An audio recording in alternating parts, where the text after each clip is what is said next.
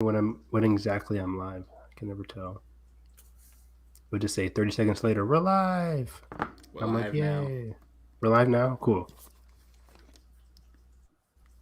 What's going on, guys? Welcome to yet another episode of My Cup of Tea, episode number 42, where we got plenty of stuff to discuss. Has the multiverse of madness begun? That is what I'm tossing out forever. Joining us as always, we have Evan. Hello. I've been excited to talk about this one. I was watching Loki earlier, and I'm like, this was a great episode. I'm really high in the show now. I'm hyped. Can't wait to talk about it. We also have some reviews for stuff we've seen recently. Just finished watching the Conjuring trilogy. That is completed. That is done. My heart is saved. I didn't jump out of my chair at all, so I think that's a good thing on my end. And then I saw it in the hype. Oh, shit. I know. It's funny. We'll talk about it later, but I'm like, every time I finish a movie in this Conjuring verse, I'm like, let me watch another one. And then I'm halfway through the other one. I'm like, I'm scared. Why am I doing this? It's a cycle. But then we have In the Heights, which is fantastic. So I can't wait to gush about that with all of you. And also joining us, we have Carson. Yeah, who is not terrifying myself and avoiding the Conjuring movies until I watch them and end up liking them. I'll get on that cycle. But anyways, yeah, we're back. Loki episode 2. I literally just watched it. I'm fresh off Time Variance Authority. I'm ready to talk about it. So much happened this episode. A lot of stuff that we kind of predicted last week, and a lot of stuff new that I was like, oh my god, I didn't expect this show to go here. So I'm excited to talk about that and some other movie news stuff. Pretty light on that, but we got reviews, and more reviews. Yeah, last week was mostly E3, so I'm like, I was going through my show notes. I'm like, there's not much has happened. I'm like, oh yeah, E3 was kind of Elden Ring, taking everything. Like, Elden Ring's happening. Get hyped, everybody. It's not Guardians game. You only can play as Star Wars, damn it! Why? This is so weird. Why are you playing as a white man? I want to play as Rocket. I want to play as the colonizer. I want to play as the What If T'Challa Star-Lord. That's what I want to play as. Yes, give me the DLC. Where's our Black Panther video game? That's so come on. That's so there's a Wakanda open world. Where is it? There's a Wakanda expansion coming to the Avengers game that nobody plays. Nobody's playing that game. I know Square Enix. I just got it. I'm gonna play it. She's in it. The one with Grace Randolph as Black Widow? No. I was like, wait, what's going on? It's all the animators. Anyway. Oh, I see what you're saying. Like she looks like Grace Randolph. That was like a year ago. Jesus. I don't remember those memes. I stayed away from that mess. I have a Grace Steppenwolf thing on my phone, but yikes! What do you guys? What is up with you guys? Anyway, yeah. Loki, episode 2. And how it involves the Spider-Verse, let me tell you. Oh, jeez. Is this going to be a week where we don't bring up Spider-Verse? Has there been any Spider-Verse news thus far since last week? More news about a potential trailer, probably, or something. Yeah, it's probably just going to come by Black Widow for sure. Next week. It's always going to be this next week, isn't it? Yeah. A next week that never comes. Depression. But yes, we have another episode of Loki, which was very fun. I think we should just head through the episodes as we normally do. So let's dive in. Yeah, so right from the jump, we're in the Renaissance Fair in 1985. I like that little quick psych out. I was like, oh, are we in the 1400s? What's going on here? I was such an idiot because it was going, and I was like, all right, Wisconsin. Well, I forgot where it would have been. Well, is it? Yeah, I'm like, Wisconsin. Okay, I guess. Never mind the dude standing there in jeans, like. Okay, 1885, got it. I like the lady. She was like, "Can you let us have this?" Or some people need this. Or she said something like that. It's like, why are you guys not dressed up in costume? Like, come on. And then the hunters are like, "Okay, we're just gonna move on. Doesn't matter." Hey, but we got Ben. Ben is back. Yes, thank you for watching it. Yes. He tweeted out. He was like, "I guess I should watch it." I'm like, "Yes, you should watch episode 2. It's about the journey. It's about you the journey. You should watch it to then give us the view. You better have watched exactly. Hit the subscribe button. Ring the bell. Ring the bell. YouTube doesn't usually. It doesn't. YouTube's fucked up. So ring the bell. It is. It was funny. It was funny in chat the other day when I was just like, "Wow, look how high the number is on our Fast Furious 6 commentary, and Carson's just like, it got striked. I was like, what? No, what? I was just like, look at this fucking number. My first thought, I'm like, demonetized? I'm pretty sure the screenshot still had the $sign active. So I didn't even look at the views. I didn't even. I was like, how? I mean, I was very vague. I was just like, how? Like, because I was stunned by the count, and he was like, the first thing I looked at was the number. And then I didn't think I replied. And then Carson's like, demonetized. I was like, oh, did I miss something? I was like, I guess I could be out and know what demonetized looks like, but I figured it would be red. It would be. The $sign would be slashed. Yeah, that's what I thought. I'm like, I'm pretty sure it's red and slash, but okay. Of course, the one we get the most views on is the one where I have the worst internet connection or YouTube issues. I'm like, come on. Audience, you better be back for F7 tomorrow. Oh, we all have to culminate. Come on. Yeah, bring on all the views for F7. Just put in the YouTube links. Like, okay, we got the song on here. See you then. It'll be on here. But yes, the episode starts out at the Renaissance, and we get a music cue that has been used a lot lately. All the time. If I hear the song one more time. We just heard it in the Masters of the Universe trailer and in the Guardians gameplay trailer, and then now it's here. All within the span of like a week or two. Yeah, it is in Masters of the Universe, isn't it? Yeah. Yeah. I remember saying, like, I like this trailer minus the music. I just hear this music all the time. Like, come on. Yeah, demonetized.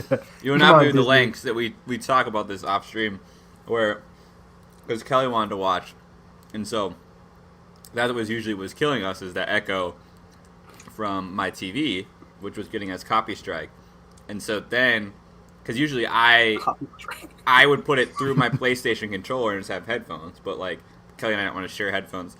So then I realized I could sign in Kelly as a guest on my second controller, and then we could both have headphones. That's dope. And you worked out last week? Right? Then I would have a separate pair of headphones for chat. And so then I would have one ear. A whole deal. A whole mess. Oh, wait. Didn't you want to, didn't you keep it unplugged so Kelly could hear us, too? Oh, right. Yes. There's that whole thing. I guess you guys could share a bud, but yeah. one to the other, and then. But also, it's funny whenever Carson talks about the copyright because he sounds like a grandpa talking about the internet. It's just like, oh, book face, copy strike. I wasn't striked. I'm still here. It was a claim, copyright claim. We're good. The Insta Twitter. Book face. Nice. Snapgram? No, okay. Anyway, well, I mean, what a social network. What is this? We're in 1985 in this. 1985, Wisconsin, the best state, next to my home state. Yeah, I've never been to Wisconsin. Those damn cheeseheads. I was about to say, a lot of cheese on there. Jeez, now we're gonna be demonetised. I have a friend in Wisconsin. Slander. Literally have a friend in Wisconsin. Stop. But yeah, we get a lot of beatdown, and one of the TVA agents essentially gets not only taken 20. Yeah, I have the subtitles on so I can see what numbers they are. Oh wow, what does it mean, Quicksilver? I'm so sad, but I was like, "What do you mean?" I was like, Well, now we'll get the variant now, but variant. No, but actually though, after the end of this episode, I could make an argument. Jeez. Fisto? No, but variants in general. I'm very excited about this whole episode. But yeah, essentially one of the TVA agents also gets taken, which we'll find her later. But then we check back with Loki, and we're starting to gear up. He's a full-time agent now. He's training with Miss Minutes, which I'm happy she's actually more prevalent. She's both pre-recorded yet not. Every time I think of that concept, I always think of the hologram from iRobot that Will Smith interviews. Yeah, what? I'm sorry, my responses are limited. It's goddamn. Yeah, that little face. And I like how it jumped around. It jumped around. He's like, "Are you live or what? Are you recording?" And he was testing swatting. But You yeah, gotta do an iRobot commentary. I love that movie. I would love to. I used to have the DVD. I don't know if I still have it. Wow, dude, that is sick. Nice pull. That is sick. Nice pull. That's a nice pull. Is there? How is it just right there? Every movie I say is just right there. I know, it's so weird. This isn't even like my full collection. Like majority of my like big films are over like way yonder. Is it like a purposely translucent DVD cover too that like makes it look like all like futuristic? No, I think it's just like weirdly reflective. Okay. This oddly enough, I don't know why. This is like one of like 3 copies I wrote, but I haven't like. Wow. I don't know. Is it extended edition? No, they're not. But thank God I have like a Blu-ray one because this is like a bullshit full screen one. But yeah, it's funny how a lot of my old DVDs are full screen. I'm like, why did I like full screen? Right? Well, it's weird because like when they're on like old box TVs, which sucks even more because that would crop it even more so. Yeah. But then like if you watch something on widescreen on a box TV, it was just like a bunch of black bars. Yeah. It was an odd time, you know. Retro. Yeah. I would actually love to get an old CRT to watch like nostalgic stuff on. It's IMAX. It's that's how you have to watch the Snyder Cut. I actually now want to watch the Snyder Cut on CRT. Holy shit! Someone ripped the Snyder Cut to VHS and let's pop it in. That'd be so cool. Oh my god, my old TV, my box TV had a built-in VCR. It was the best. Oh, nice. Anyway. Yeah, Loki's talking to what's her name? Tara Strong. Miss Minutes. Yeah, the voice actress doing Miss Minutes. It's like Tara Strong. Yeah, I always keep thinking I'm going to say Tess. I'm like, it's not Tess. Tessa Strong. Tess Strong. That doesn't work out. Tara Strong. But yeah, I didn't expect that to be like a reoccurring thing. I thought that would just be like an episode 1 kind of review.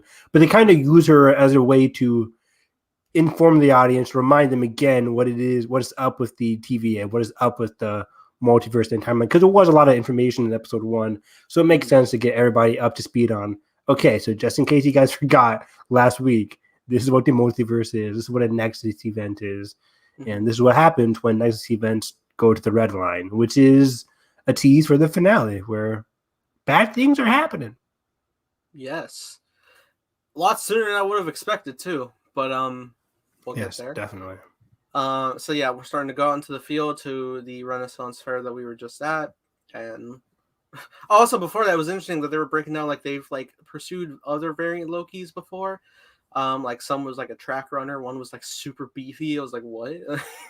Yeah, I like seeing those different kind of variants of like Loki. I was like, is this old concept art for Loki, or I guess not. I don't know. I was like, funny. Richard E. Grant, is that you? Where's old Loki? Yeah. Where's he at? But maybe I'm kind of thinking he might be a timekeeper now. I don't know. Whoa! I think that's my poll for today. Maybe he himself is just simply a Nexus being. Could be. But like reversed because he's like many. I don't know. And it's so interesting.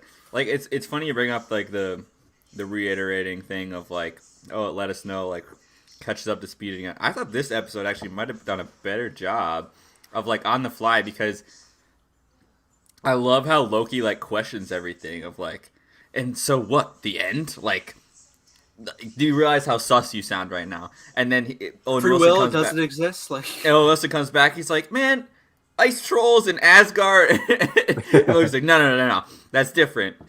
But then you're just like having an existential crisis all the time. But it's like kind of explaining it where it makes sense just enough to roll with it in the plot.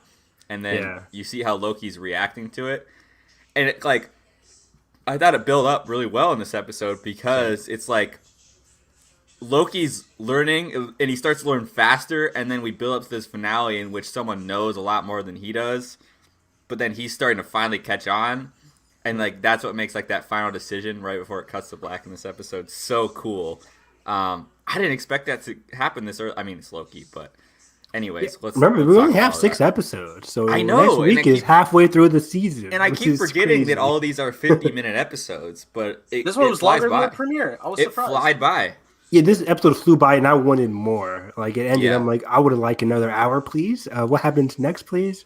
I also love this the judge character or Ravonna. She's really. I'm glad she's reoccurring, and it's going to be presumably she's like the intermediary between the timekeepers and kind of the authority of everybody, the humans, I guess. Or Yeah, we talked about it last week. She said in an interview like she's going to be having an arc of her own this season, and I guess you can kind of see like the beginnings of it because she's one of those classic character arcs where you're like, where not the sidekick, but a certain character is so infatuated or so stuck with the ideals of a current regime, but as it goes on, we know said regime, whatever it is, the TVA in this instance, it's sus, it's suspect, it's like it has its flaws but she's so close to it. It's one of those classical character arcs where they eventually start to see the flaws in their own organization. They've known nothing else, and they've known nothing else. So of course, she's going to be the outside guy who in a day cracks the code of like, hey, yeah, there can be inconsequential actions within before Nexus events. Like, oh, that's a massive security flaw. We should probably look at it. She's like, okay, I'll send a squad. So yeah, you can tell she's eventually like later on is going to be like, you know what, you're right. I never do actually see the timekeepers themselves. Let me see what they actually look like, and we could get a big twist there where it's like, oh, the timekeepers are in this alternate universe, and they're just Wizard of Ozing it up. Like they have no idea what's going on, and timelines are fucked. And there was also like Owen Wilson had like offhand comment about like when he was like signing paper, he's like, "This is from like your informant friend," and I'm just like, "It's King. It's a king." Like, I had the same thought. Yeah. Is Jonathan Majors going to show up in the finale? People zeroed in on the pen. It's like, is that an Easter egg? I'm like, is this Franklin High School? I guess Franklin Not the pen. Richards? Not the pen, but where the pen comes from. The pen comes from it. Exactly. Yeah. I'm like, okay. So, yeah. So then we continue forward. And it's also interesting, like, from, like, the get-go, you know, you think it would be, like, the normal, like, trope of just, like, no, I believe in this guy. Come on. Like, for Owen Wilson about Loki. But a lot of this episode, he's, like, quite annoyed about with him trying to, like, you know, get his job done, but you know, he generally believes like I think he's in a state where he's like, I can use this Loki for sure, but then also he'll come around in his own character arc to be like, actually, Loki's a pretty good guy, and Loki I think will also do the same. 1,000%. I like how Owen Wilson's Mobius wasn't so like he's not a gullible character. He's a very smart character. I like his talk with Ravonna. In the sense that like he's like I'm trusting this Loki, but I'll disintegrate him if I need to. You can't actually tell if he's being serious in that instance. That's what I like about this show. You can't really tell who's telling the truth and who's not really in certain scenes. But he's like, I'll disintegrate him if I need to. I'm not being controlled by him. He likes to chase of it, and we know he's a good person. Like we have that awesome scene between him and Loki later on. But like I think he is a good person. I think he actually. Through hunting all these Lokis, he's probably tired, and he's like, if I can get this Loki before any of this craziness happens, I think I can get him to question his beliefs, as we saw in episode 1, and actually have a good character arc. I think he's hoping in the back of his mind that he can change this Loki, because it is kind of fucked up, because they're using this Loki, and the end result seems to be like, okay, after we catch this variant, then we have no use for this Loki. But I think this Mobius is like, I don't want to just disintegrate him after all this is over. So it'll be a very interesting finale to see what Mobius's final decision is. Granted, we know outside of production that we're getting a season 2, so he's not getting disintegrated at the end of this.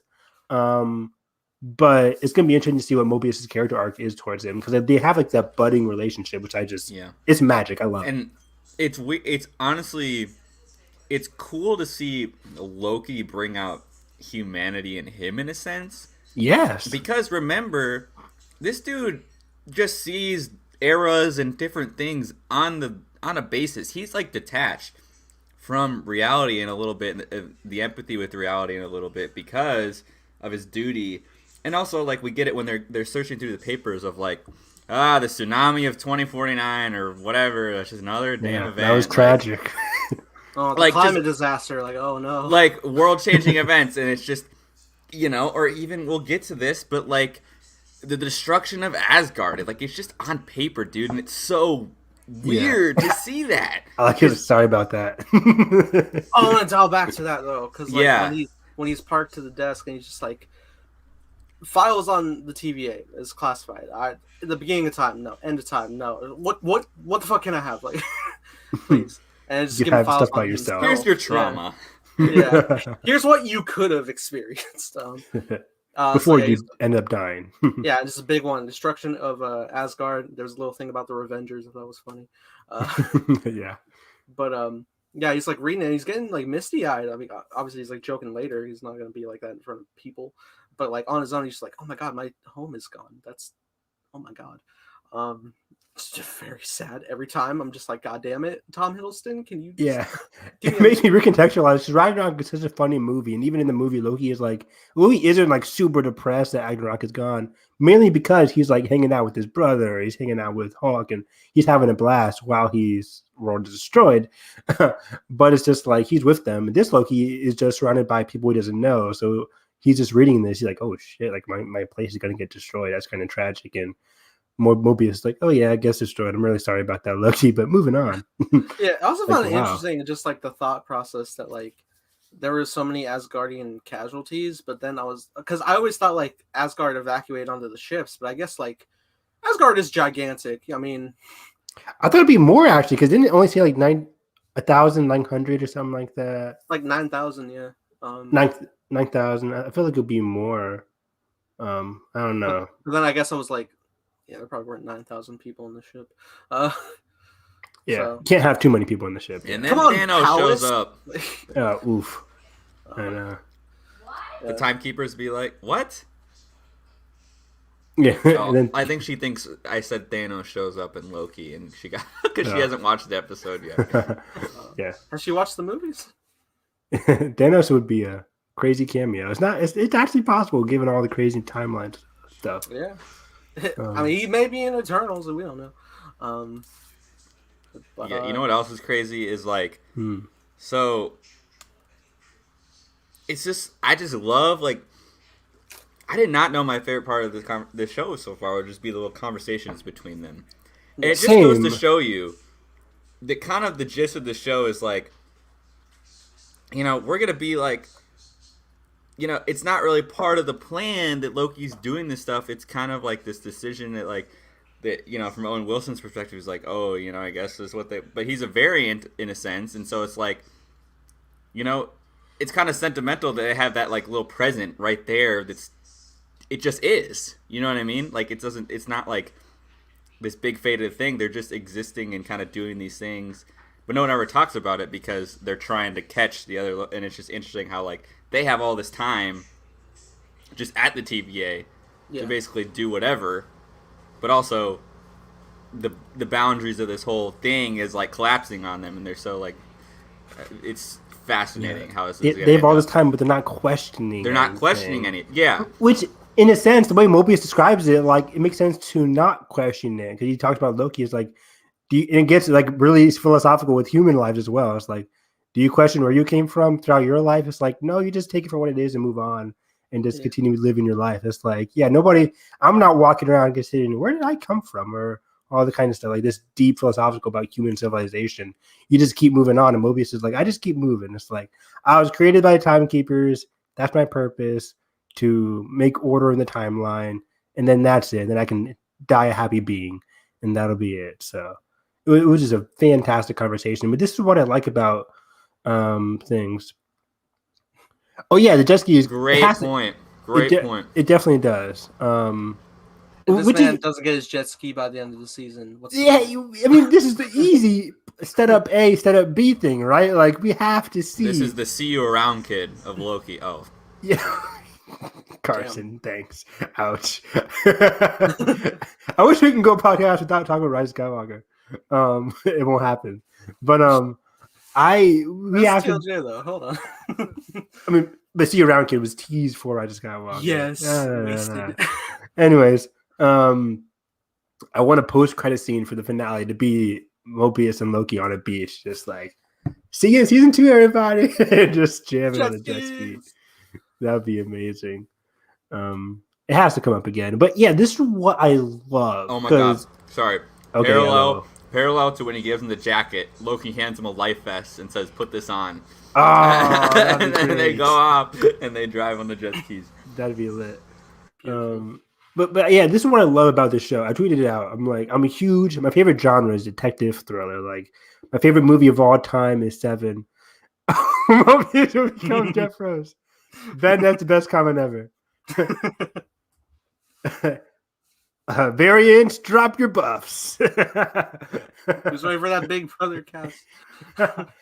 Big Brother 23, guys, July 7th. Woo woo! That logo though. At some point we need to actually do a weekly Big Brother Survivor thing. Can we actually do a reaction to that? Because I feel like Evan would be so intense, and me and Nathan just be like, "What is happening?" I'm down. The premiered episode is going to be the idol. The idol.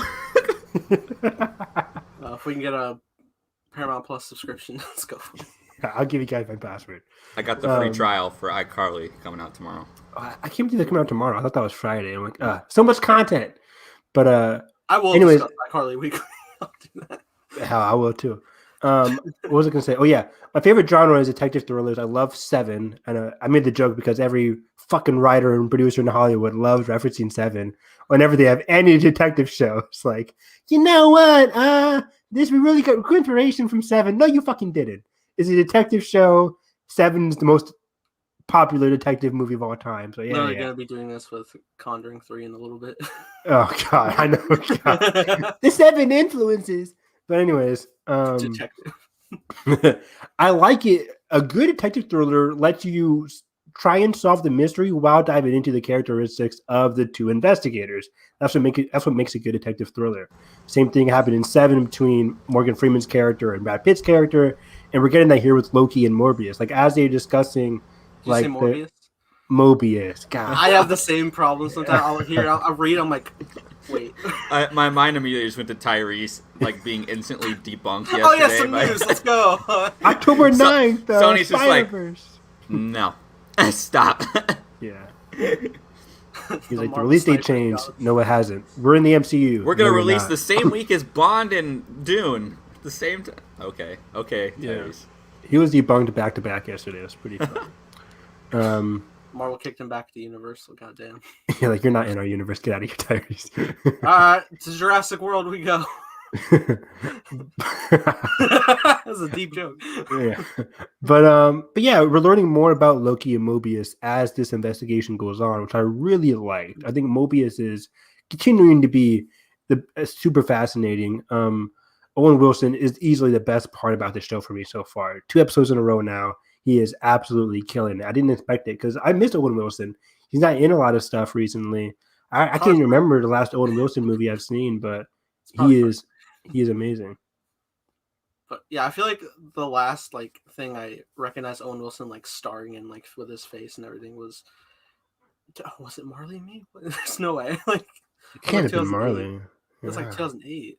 He was in that movie Wonder, which I never saw, but people said. Oh, that's right. I think that's from 2018. Yeah, I heard it was sad, and I'm like, I can't watch it. It's sad. Yeah, it's based on that book. I think. Sure. Yeah. Didn't read it. I did. I see. He's Shanghai Noon and Shanghai Nights. Great movies. Great duology. So 2 of those movies, right? Yeah. Okay, I was always wondering. I was like, I want to watch these. They always talked about making a third one. Jackie Chan's up for it, but I'm just like, those are of its time. kind of like the Rush Hour movie. Just like you can't do another Rush Hour unless you want some awesome racist jokes. But not gonna happen. Can you do Tropic Thunder? You can't. Tropic Thunder is one of my all-time favorite movies ever, but you can't do it. Tropic Thunder 2.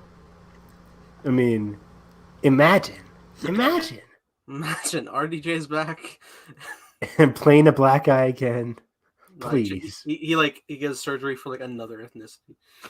Oh yeah, that'd be the best. This is getting dangerous. Flagged. Cut the branch. TVA reset. Where were we in the episode though? We were discussing.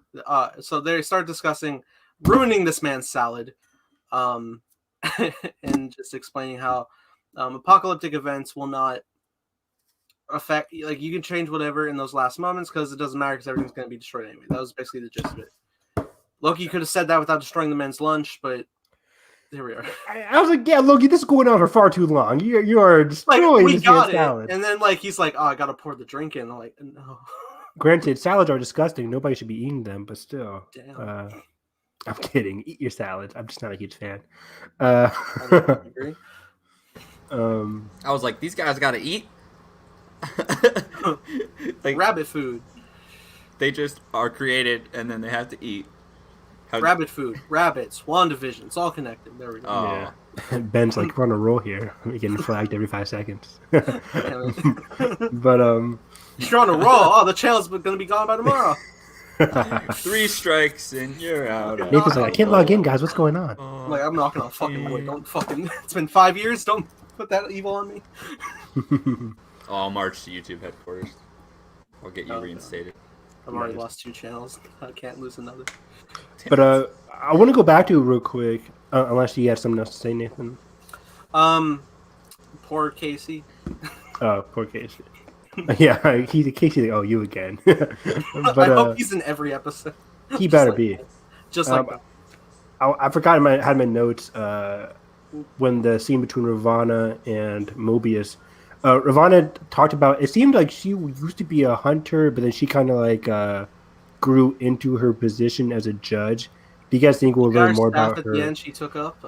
Yeah, so do you guys think we'll learn more about her life as a hunter, like what went on, stuff like that? Because I just feel like she knows more than she puts on a little bit, and kind of like maybe transition out of the life because like maybe there's just like a little bit of like purpose thing there of like, oh, I'm not really doing anything, like, you know, like I think there's something there that can kind of challenge Owen Wilson's Mobius a little bit. Because Mobius talked about, he was like, says, I'm so gung-ho about this. Like, I've never liked this. Like, I think he said, like, you used to be like this or something like that, or something along those lines. What made her lose her spark and just kind of dissolve and just be the ultimate, like, okay, go, whatever. Another desk job type. Exactly. So I'm very curious to see where her realization is, because she seems one of those people where once she finds out the truth about the timekeepers, or maybe she already does, like that's really going to change her character arc a lot. I could see her like knowing something and being like, it doesn't matter though, it's insurmountable, there's no point, like, and kind of has gone into a like depression because of that, and then Loki and Owen Wilson kind of bring her out of it a little bit. Exactly, which sparks Mobius, who's always like, I'm just living life how it is, but he's also so hopeful. He's different from the other hunters, because as we see, like in this episode and the last episode, some of the hunters are just a-holes, like towards the end of the episode. They're just procedural. They're just like, I'm like, why are you guys so mean towards people? They're gonna die anyways. I'm just like, exactly. Like, Mobius is so kind-hearted. He's kind of like the kind-hearted version of Deckard in Blade Runner, where yes, he's an investigator, but Deckard's like a hard ass. Deckard was like doing things not by the book, but he was just like rough and tough. Mobius is kind of like the opposite. He likes his job, he's good at it, but he's also very kind towards like everybody else, towards people like Loki. Unlike like Officer K in 2049. Yeah. Pain. Don't run his heart. Yeah. Or do a commentary for that one. He's doing okay, right? He's doing all right? He's Wolfman. Yes, he is. Let's go. It's not just because like, and the Gray Man. It's not just because that's like, I'm not hyped just because like, oh, you finally got a project, even though I am. It's like the Wolfman, Universal Monsters. Like, and Lei Whannell, who did whatever, Invisible Man, who just killed that. Lei Upgrade, Whannell. Awesome. Nathan, producer of Spiral. Goddamn. I like Spiral. Right, it's just because he's in the first Saw movie. I will react. Yeah. He produced it. Yeah. I will react to Spiral without having seen any Saw movies. No, I'm just kidding. You know, Lei Whannell has a cameo in Aquaman.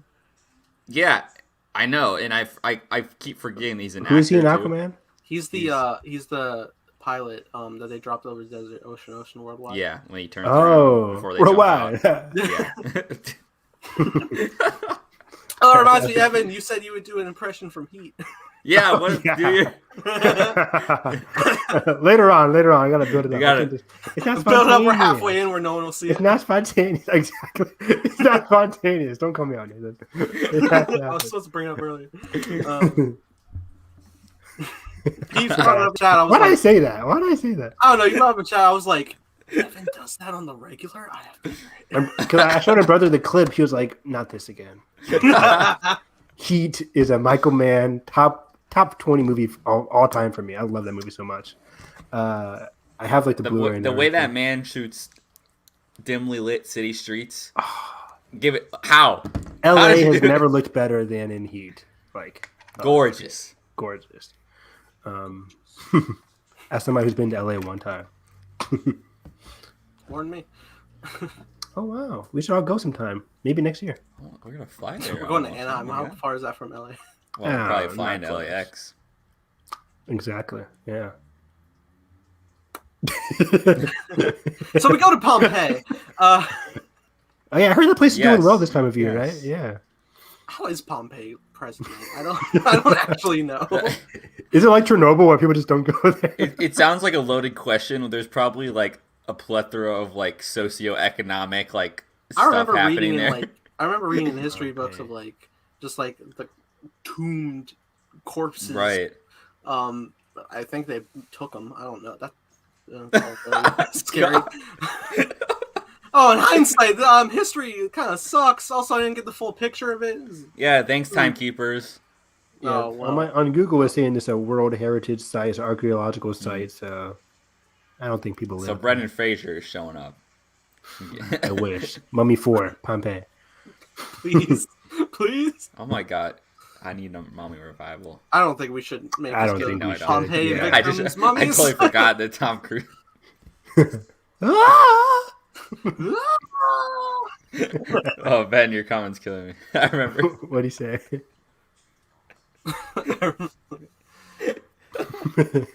Terrible reception, yes. For some reason, there's so much smoke in the air. What's going on here? Yikes. I used to be a huge like Pompeii nut as a kid, like the whole like what happened there and everything. You watched the movie? Yeah, oh yeah, that was the one with Kid Harington, right? Isn't he? Is he in it? I don't know. What's the movie called? Isn't Kid Harington in Pompeii? It's like Kid Harington is some bad actress. I forget who it is. Pulling up the IMDb. It was some disaster movie. I think it was like 2014. Am I thinking of the right movie? I might be thinking of something Please else. tell me Roland Emmerich didn't direct it. Maybe produced. Yeah, it is. I'm right. Yeah, Kid Harington. Oh my god. Dang. Man. This is the chillest review we've done.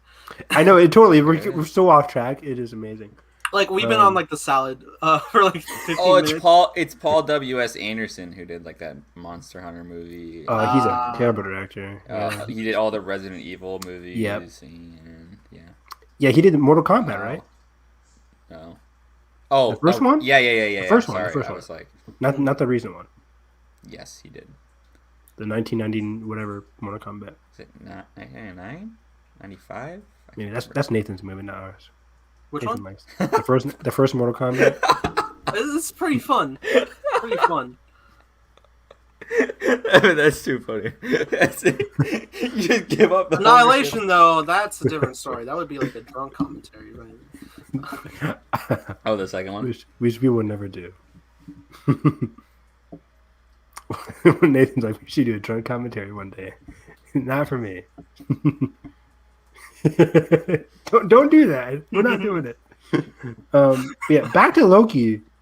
Where are we at in Loki? Jet ski. Pompeii. Yeah. But yeah, we're testing out a theory. It's very sadistic humor, honestly. It's pretty dark, yeah. I love when he says, "I am from the future. I would know," and the guy sitting by the car just rolls his eyes like, "Oh, whatever, dude." Like, be free, my horned friends. and then it starts exploding, and she's like, "Told you." Enjoy the last meal. Nothing matters. But this is a pretty smart plan by Loki. As he was discovering it, I'm like, oh wow, it does kind of make sense. Like, if something is planned to blow up, by doing anything, it's not really going to change the eventual outcome. Like, oh, and it's so funny because it got me thinking of like how do all the other Lokis become self-aware of the TVA and everything happening, and then this Loki is literally spoon-fed a director's manual and then on the case, and it's like the most direct way. It's so funny because you have to think like. You have to think like there's a Loki that like is escaped the TVA somehow and is like, you know, or there's just different, and then they slowly learn about it, or like just different perspectives of like, because they're not all just taken in and like kind of willingly going into this thing. Like obviously, it's crazy to think about. Yeah, pretty ingenious plan, but I like it. Yeah, I'm sure they've processed like so many just so quickly, but then like our Loki is actually like, hold on, there's something deeper here because we can get some info. Yeah. Oh, yeah, Loki learned Latin. Yeah. Do you guys ever take Latin in high school? No, I heard it's a dead language. We had to learn Latin from 7th grade to 9th grade. So I did 3 You years did? of Latin. Yeah, Juana Hills. Yeah. Wow. Back in but then like in 10th grade we had the option like we could do Spanish until you leave Right. high school, or you could do Latin 4 and just be done with languages in general. And I'm like, I want to do Latin 4, but I'm tired of it, so I just did Spanish for 10th, 11th, and 12th grade. But yeah, Latin was I know my Latin, I know my Romance languages. Evan is our Black Widow of the group. Thank you very much. Love it. Yeah. I'm the Florence Pugh of the group. Oh, I want to take Japanese. Oh my gosh, that's amazing, Ben. Oh, Ben I took would like- Japanese. I'd like to learn Japanese after I properly learn some Spanish. Oh, Japanese would be awesome. My brother's Randomly, in I want to Korean. learn Me game. turning off the subtitles on anime. Ha ha! Finally, I've The transported. power. Nani? Now I can appreciate the art style. Let's go. I'm like, I can hear the performance better. They're not... I can actually cry. Wow. Okay. Wow. Nathan. No, I I've cried cried before. 20,000 You times. need to in rewatch Your I'll Name cry sober faster. and cry. You need a nice reality check. Oh man. No, I mean, I watched Weathering with you sober and I cried. So, There you go. and I still watched needs that in Japanese. So, Oh, Ben's dropping. I'll go to Google Translate. It's gonna say Nani. I know it. It says Nani. Nani. it says Gringo. Like, what the fuck? You said that in Japanese. I think it is. I don't know. It's not telling me. It just says what. I mean, that's what Nani means. Yeah, that's what I was saying, but I didn't see the I didn't see the pronunciation. Yeah. Omae wa mu shi. Shine. If I was Japanese class, I'd be fucking around the shit. entire class. I wouldn't be paying attention. I'm like, can we just watch Naruto and just call it a day? Now I need to learn Japanese. All you need. That's all you need. Come on. Yeah, I bet it is not. Okay, that's what I figured. That's awesome. Yeah, it's not. You did. All right, so we're back. We're like, all right, let's pinpoint where exactly we need to go. We got to go to the supermarket in Alabama. Yeah, Yeah, I missed. What was he reading on the paper that told him it was there? I was like, my air conditioning went on. I'm like, why? Well, yeah, I was kind of struggling with that too. But I think because they were looking for the matches between the gum that they complete got from gum. the first mission and then Yeah. like Oh, the places instances it of was sold. destruction. It Yeah. was, Oh, right, it was right, produced right. like somewhere between like Certain this year. like 2040 something, and then like Yeah. when the apocalypse hit. Exactly, yeah, what Nathan said. And then they found out the Roxxon thing. And what decade is this finale 2050. in? 2050. Okay. Uh, Or year, ro- yeah, at a 20. Rocks Cart store, which like it's funny when I hear Rocks on. Roxxon did everything. Everything. It was in the Netflix shows use Roxxon as a bad corporation sometimes. I think Jessica In the Jones. comics, used it. they were the ones responsible for the death of Tony's parents. But I think Yeah. Civil War got a really more compelling thing. I Yeah. just started thinking about like Amazon grocery stores with holograms, and I got Yeah. scared. Oh, just give it 10 years. Ouch. Don't give Jeff ideas. Yeah, 2049, he's going to Jeff space. Bezos, not Jeff. He's going to space. She's Oh, going yeah. staying there. Sounds like a very fun expedition. I would definitely love to be the first one up there. Captain America on the Yeah. moon, let's go. Oof. Anyway. But yeah, so- Roxxon also used in the Marvel's Miles Morales Spider-Man game and in the Yeah. first Spider-Man game, both Spider-Man games. It seems Yeah, like- that was it's like a my background pull. thing, but it's actually like But it seems like whenever a show wants to do a bad organization and they can't use Oscorp, they'll just use Roxxon. It's the same thing. there They're just was bad. there was like some Roxxon signs like in the very far background of like Iron Man 1 if you like Oh, Oh, wow. really? stuff. Yeah. That's pretty cool. I mean, there's also a poster of Fang Fang Foom, so that never really came to fruition Right. yet. Maybe, probably a future Shang-Chi. But Or maybe this Shang-Chi.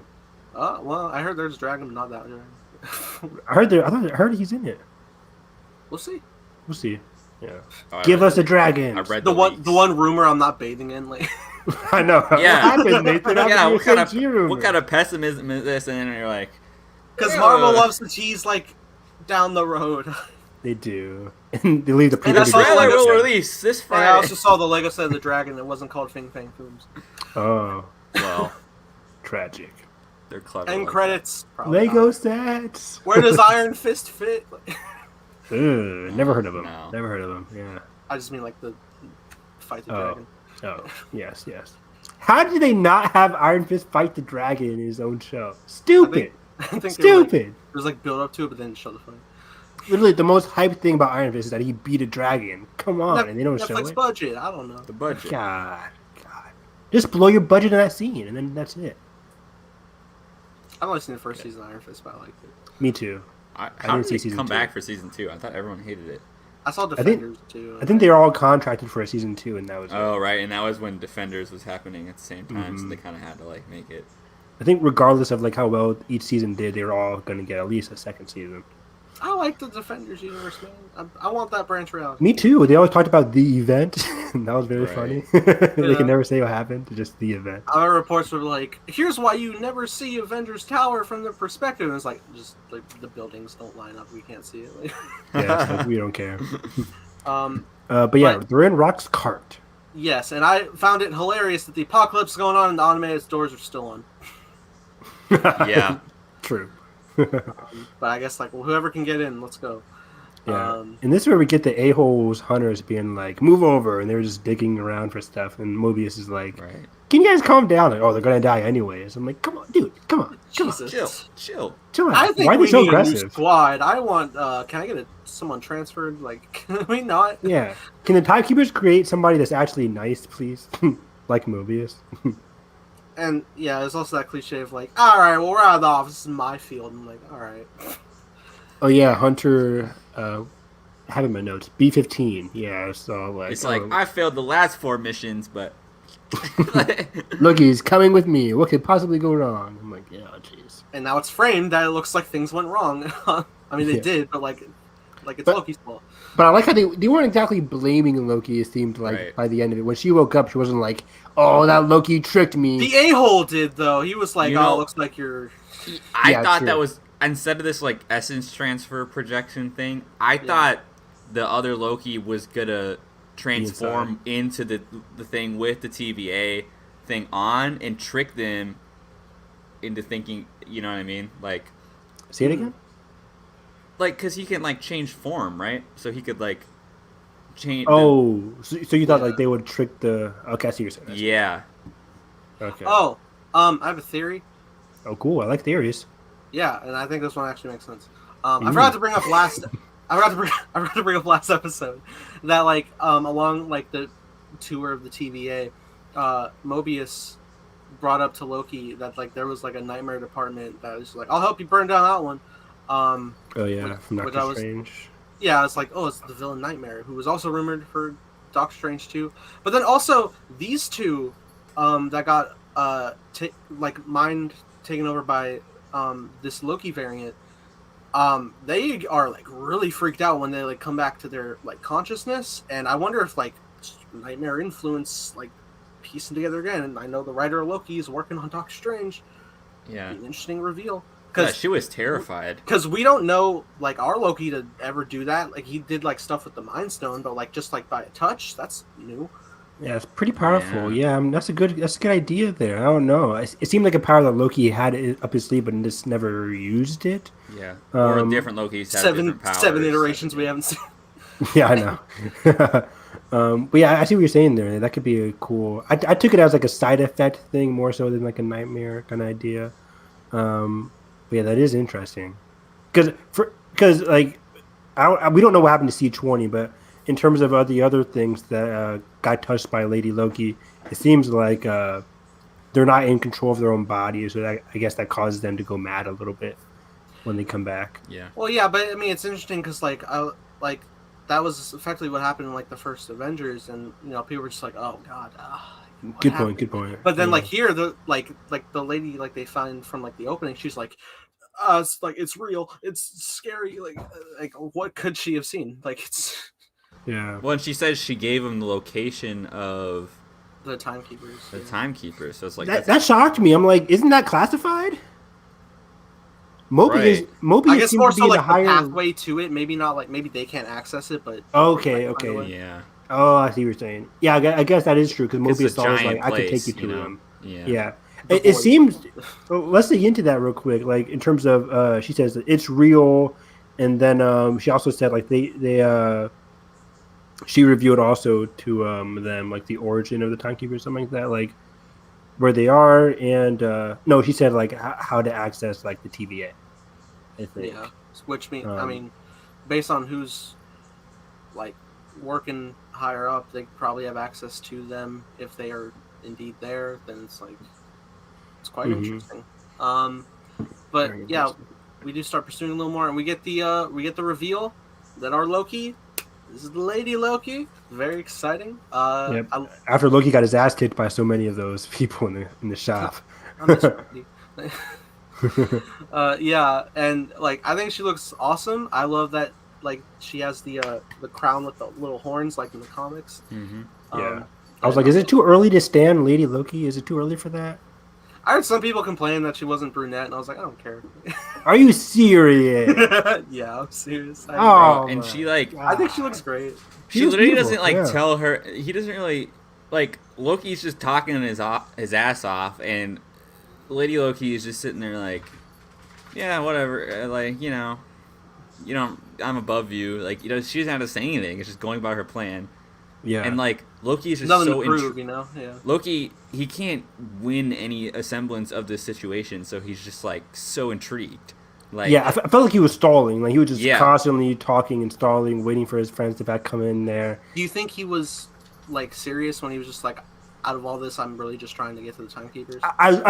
Good question, Nathan. I wrote that in my notes. I'm like, is he stalling here, or is he actually wanting to overthrow the timekeepers? Because Owen Wilson dogged him on that early on. So Owen Wilson or Mobius is like, you better hurry up and do this for us, or you're just not gonna get an audience to the timekeepers. I know you really want to overthrow us and backstab us. And Loki's like, how'd you know that kind of thing? So I think it's I think in the present time he does mean that, but like over time, like we're gonna develop. He'll learn not to. And once we learn a little bit more about whatever Lady Loki's trying, or the consequences of this timeline thing, and what her vested interest is in it, I think we're gonna get a better understanding of like what's at stake with him, because it's still kind of really shrouded in mystery of like, okay, what does it really mean for the timeline to be like forged by these people? It's crazy. I was saying like it's also interesting just like thinking like where Loki's mindset is, because I'm sure he's like in the mindset of like, okay, early on I tried to like trick them really fast. Clearly they're smarter than I give them credit for. I'm playing a long game to get what I want. But yeah, again, I think like he'll like see the circumstances, like how it's affecting people, and he'll like feel like guilt and actual compassion later on.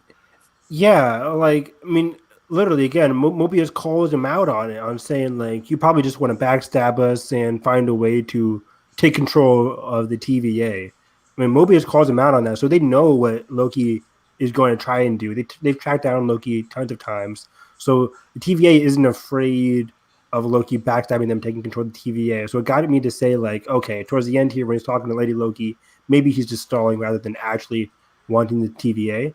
But either way, yeah, it's this classic trope in all these kind of crime shows or wherever, where like in some other show, for example, like White Collar, it's like, oh, he's just using his partnership so we can eventually escape prison and just be a free man again. It's like eventually they do this, but they come to like their current circumstance. And I think Loki's going to come to like being a detective, tracking down people like this. But also at the same time, I think he's going to learn that Lady Loki isn't the true villain of the series. Kind of like what we had throughout all these other shows where Agatha Harkness was a villain, but also Sword was effed up. And the big, I forget his name already, but the other white guy was like the main villain. Yeah, we'll start to understand the systematic like things. Exactly. She kind of poses to me more of a survivor, a little bit of someone that sorry, as a survivor that kind of like is just going through this and has purpose behind his disruption. It makes me think of that little shot of the trailer where they're just sitting talking. I think that's probably her. I really hope that's next week because I can't wait. Yeah. This show's really good so far at just talking. Yeah. So, I've been really I remember impressed that with shot it, of so. them. And so Yeah. that'd be fun. And everyone's like, Scarlett Johansson, alternate Black Stop. Widow. Stop. Is this how she lives? They literally God. set photos from that too. It's like, all right. Yeah, it's like okay. Anyways, Are they on Vormir? Like, so I think she's gonna, pitch something to him of what her actual intentions are, and then he's probably gonna be stuck somewhere in the middle between these two put together a team of ideologies. Lokis. And then I think more chaos will ensue from that. Because I think Loki is really going to sympathize. Because right now it's like he sees this version as a lesser Loki, even though he is getting played a lot. But also I think it's very complicated because he's going to learn to sympathize with the TVA and with Mobius, as we saw in this episode. But also he's going to be able to sympathize with the variants, starting with Lady Loki, who I think is just the first of all these other Loki. And she's alone too. Like she's alone right both now. Alone in a sense. Possibly, she could be in a group. You never know. Yeah. That's true. But yeah, I think next hope, week we're really going to see her or him sympathize with her in her present situation. I hope Loki goes through like a Christmas Carol tale of like his different like points in life, like Loki's. So it's like a kid Loki, like Lady Loki. That honestly is such a good idea, because what better way to do that when you don't have a way to expand his worldview because he literally saw his own death? You know what I mean? But if you show variance, you can expand it and show him like potential of different things and challenges of like it's a multiple choice game. Yeah, but like it's genuinely, I think, that Richard E. Grant casting is so fascinating to me. Like you don't put Richard E. Grant in something and just waste him, no, right? and he's not going to be like some side like. I want the emotional anchor of like the Loki, right? And like, right, I was making a Rise of Skywalker joke. Imagine a Loki is just like done with all this, and he's a variant, so he's still wanted, but he's just hopping around, and he just has like condos, and he's just like trying to live. Like he's like, leave me alone. Like I just want to like live out my days. But it seems like Lady Loki, as we possibly will see in the next episode, is kind of a direction that this Loki could have gone down to. Like this Loki has already realized the TVA is sus as hell. So maybe this Lady Loki is going to be like, in Loki even asked her like, "Why we can together overthrow it?" And Lady Loki's like, "I just want to destroy it. Like it needs to go." So I think this Lady Loki's like, I don't want to get erased by the TVA. They're very flawed. And this timeline needs to be destroyed. But also, it goes into, is Miss Minutes right? Is the TVA right in the sense that when all these Nexus events get read, is it really going to be the destruction of everything? Was that just a fear tactic by the Timekeepers? Maybe. Or can the galaxy just expand through those? Exactly. Like, what's really going to happen? Is it going to be destruction of all things? Because, before it was like, oh, the timelines are at war, but it's like, if they're peacefully. If they're new and separate from each other because every event creates a branch, just like could those in theory, like I would love to see it be a thing of like they're strongholding it in a way where it's like, yeah, it's like the recommended thing, but really there's kind of an ulterior motive of like something, because we even get a lot in this episode during one of their conversations of like, oh, Loki's like, what are they busy with? And they're like, oh, they're like stitching together the future. Like, yeah, because they come from the end of time, so they're trying to create. They come from the end of time. The TVA is trying to make order from the beginning of time and current time. So the TVA apparently thinks the Timekeepers are trying to solidify the end of time, so it doesn't end in another big bang, basically. So it's interesting. Yeah. We don't have no idea what the Timekeepers look like. Hopefully, we eventually see what this whole plan is. It's like, if time ends, then they failed. You know what I mean? Like, regardless. So it's like already. Either way, we all know. Like, other timelines. This is kind of. Yeah. Think about that. So either way, there's going to be some big reveal later this season with the Timekeepers. We're just waiting. Like, is this going to be a Wizard of Oz thing where it's just all lies and it's just some random person being in control of it all? I need to hide behind Doctor Strange. I really need help. Yeah. It really feels like that. If Richard E. Grant isn't a variant of Loki, I could easily see him being like the man behind the curtain. It reminds me of if you guys have seen Bong Joon-ho's what's the one on the train? What is it called? Train and boot or Snowpiercer. Snowpiercer. Where have you seen Snowpiercer, Nathan? Not I don't yet. want to spoil it. Okay, crap. Uh, But All right, Carson. I was gonna spoil it. But just to Carson and then it's like I can see Richard Gere being like the Ed Harris of it all. yeah, In like a the sense. exploitative Isn't it a thing. class struggle story? Yeah, it's a class struggle 100%, thing. yeah. So I can see him being like the Ed Harris of it all, and just I can see him being like the this is what's really going on kind of thing. So I could see him doing that. But I also want Richard E. Grant to be a Loki variant. But yeah, at the same time, going back to your Doctor Strange thing, Nathan, when I forget what conversation it was. There's so many conversations in this show, but I think when Mobius is talking to Loki, and they're like, "Who is the one being in control of it all?" Or maybe he's talking to Ravonna. I think, and she said the timekeepers are the ones in charge of keeping the multiverse like safe. And we're all thinking like, if the timekeepers aren't really real, then who is in charge of keeping the multiverse safe? And that kind of goes into the Doctor Strange of it all. It's like Why Doctor are the timekeepers Strange, still with time stones? You know. yeah. I think Doctor Strange and the Sorcerer Supremes, like those versions, are all the ones being able to keep the multiverse safe. It's going to be very interesting if Doctor Strange brings up the timekeepers in Multiverse of Madness, if they are so important. Yeah, and it's just like one facet of the reality that he's protecting. It's like so much to grasp right there. Like it just like adds so much weight of like protecting your reality, douchebag. Like it's just like literally cosmic and time and magic and like oh my god, like just so much. But it's cool how it's unraveling so far. I remember early on we were like, how is this show going to connect to all the other movies, because there's no Loki movie coming out, but this show end, blah blah blah. Like, this show is more so than WandaVision so far, already connecting heavily into, I mean, granted Wanda's in Doctor Strange, but this show is really connecting with the concept of the multiverse that Doctor Strange is going to use in the next movie. So I'm so excited for Doctor Strange now. It's interesting like how things are going, because we get to the full plan that like it was funny because like you're watching just like, okay, so we're just gonna like mass bomb the store, okay, cool, trap, but then they start like slipping into different pockets and I'm like, where are they going? And they're going everywhere, and it's really intriguing to think of. Before I bring to a theory on that, I also wanted to bring up, I thought it was really cool that like when Lady Loki was like Brandy, and she was just like saying like, don't call me Loki. Kind of cool, and like an idea of like it was probably like a male Loki we knew that like converted over and doesn't go by like the dead name type deal. Which you think so? Yeah, I think it's probably something like that, which I think is pretty cool. I thought she was just like born like a Lady Loki variant. I don't. Well, I was going off of like what Carson was saying. Like this could probably be like a Loki that went on a different path. So I was like thinking something along those lines. Okay. If that's the case, that's pretty cool. Hopefully we get a backstory next week. Classic anime backstory. Yeah, I'll sit down on this rock here and just tell my tale of woe. I would love that.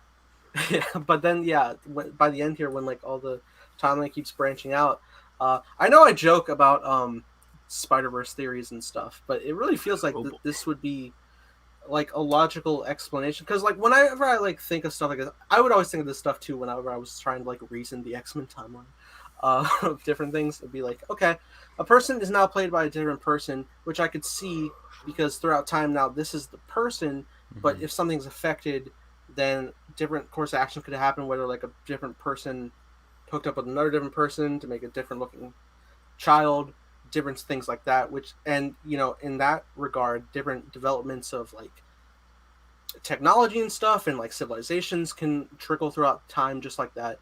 So you can like plug that into like a lot of different like Marvel properties of things we've already had as their own existing timelines. So like you could then technically view like for Spider-Man, like Tobey and Andrew's universes as like variants of Tom's Spider-Man that just went down different paths based on whatever happened or reset in a point of time that developed. Like we don't have like wacky MCU technology in like say Tobey's universe, but that's just because like that's how it developed that way. Society has progressed in a way. Yeah, I get it. But society still got to that point of like, there's a radioactive spider. This boy was named Peter Parker. Yeah, things plugged together that way. That's interesting. That's hurting my head, but I totally followed at the same time.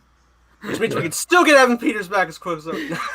It all goes back to him. We always could. I mean, there are. Could. I'm not saying we will, but like the possibility can be laid out. Multiverse, boom, there's another Quicksilver. That's all you need to know. Yeah. Yeah. That's how we can not have to recast. Yeah. Yeah, it's pretty fun.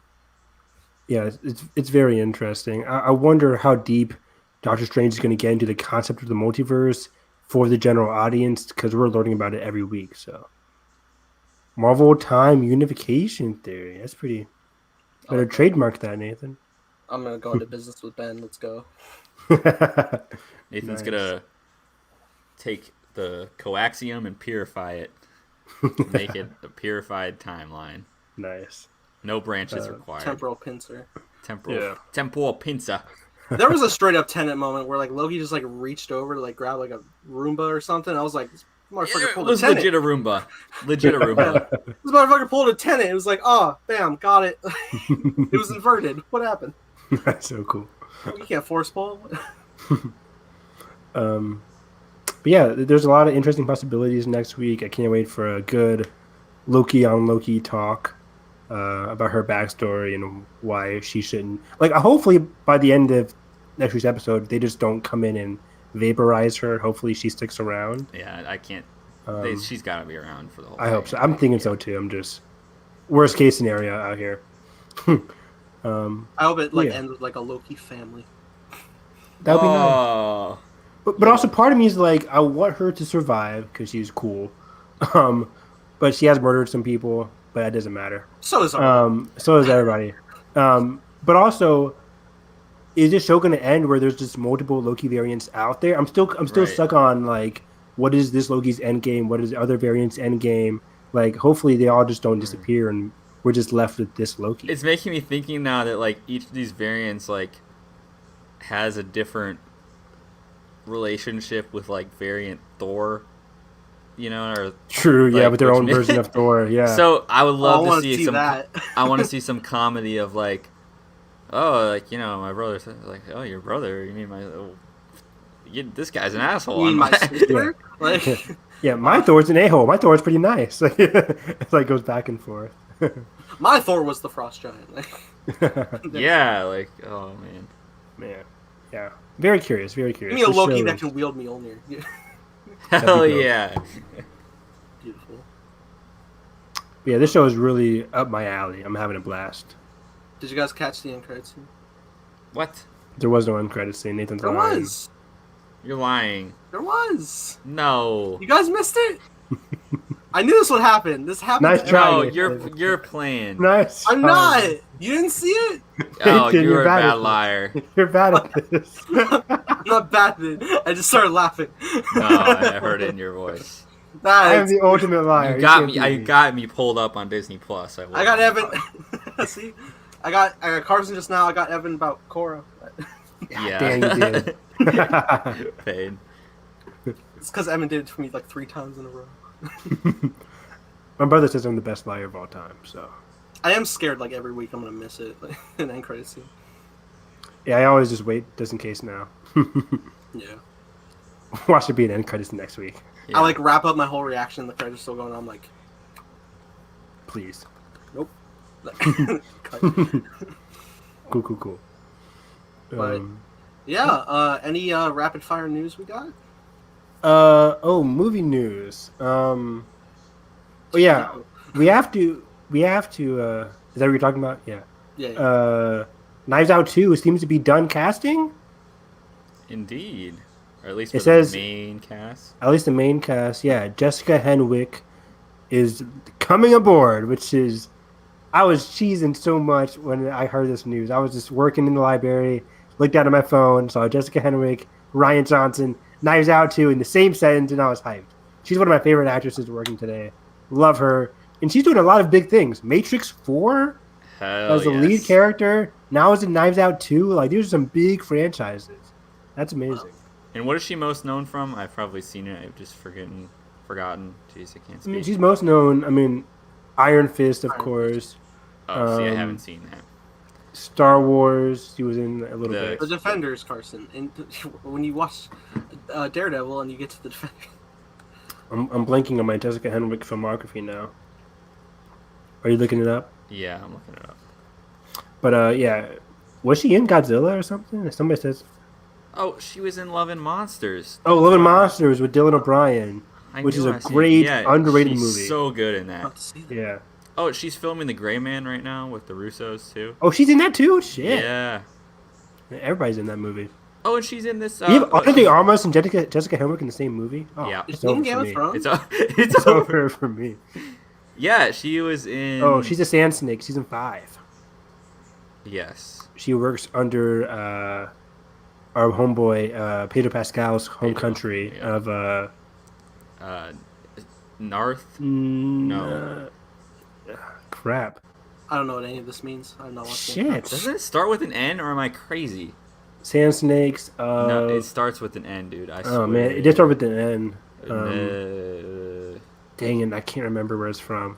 But people hated this. People hated the storyline. Oh damn. Because it wasn't like the books apparently. I mean, it wasn't the best written storyline, but either way, she was badass. She lasted into the final season at least. Ben thinks it starts with a D. I keep thinking Dario. It's not Dorn? Dorn. There we go. Thank you. Thought it was Norn. Thank you, Ben. Ben's clutch. Ben is the Dorn. best viewer we've had so far. He's the golden membership. Let's go. Golden ticket. Yeah. What else do we have here? Apparently, she was in Blood of Zeus. I haven't watched that she's yeah. I watched that anime. It was good. Don't call that anime trash. Oh, it was an animated Netflix series. There we go. Sorry. Jesus. Sorry, my Prada's at the cleaner. I'm not reading my fucking flip flops. She's also in Underwater apparently. Last year's Yeah, Underwater. and Sofia Coppola's On the Rocks also, which I get to see. Haven't seen it yet. But she's been cast. She's been cast, which is awesome. So the full cast, I can't go off the top of my head right now, but we have Jessica Henwick, Batista, Kate Hudson. I remember is on board. Who's the black actress? What is her name? Janelle Monáe. Janelle Monáe. Yeah. Did I say Catherine Hahn and Catherine Hahn? Wow. Leslie Odom Jr. Leslie Odom Jr. Daniel Craig, and there's a big one I'm missing. Oh, Fight Club dude. Edward Norton. Ed Norton. Yeah. So this is a very diverse cast. I assume again these aren't going to be related people. Oh, and the Outer Banks girl, I forget her name. Oh yeah, Madeline something. Madeline something, yeah. Yeah.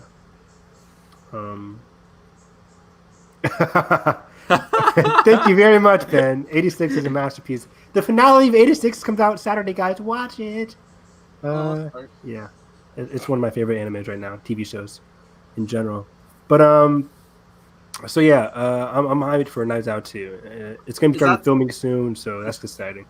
Well, actually, Knives Out 2 just going to Netflix or both Netflix limited theaters. theatrical release. I think we saw what happened with Army of the Dead, which had a pretty decent for 2 weeks, yeah, theatrical release. Ahead of the. Yeah, like I could have gone to the theaters. It had like 4 or 5, not a lot, but it had like 4 or 5 showtimes a day, which is decent. So I think they'll do, especially for Knives Out 2, will be even bigger than Army of the Dead, of course.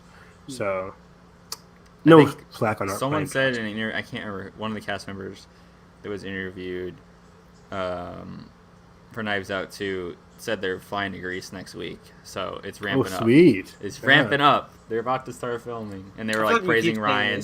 They're like, Ryan is like, he's so smart, and he like understands how to. But do they know the difference between Ryan and JJ though? God. All right, well that's my time. I'm gonna. I hope they asked Jessica Henwick that. Anyway, flex my Ray Nobody shirt. Anyway. Oh man, I love that. Love that shirt. But I wanted the black version. I have a white version.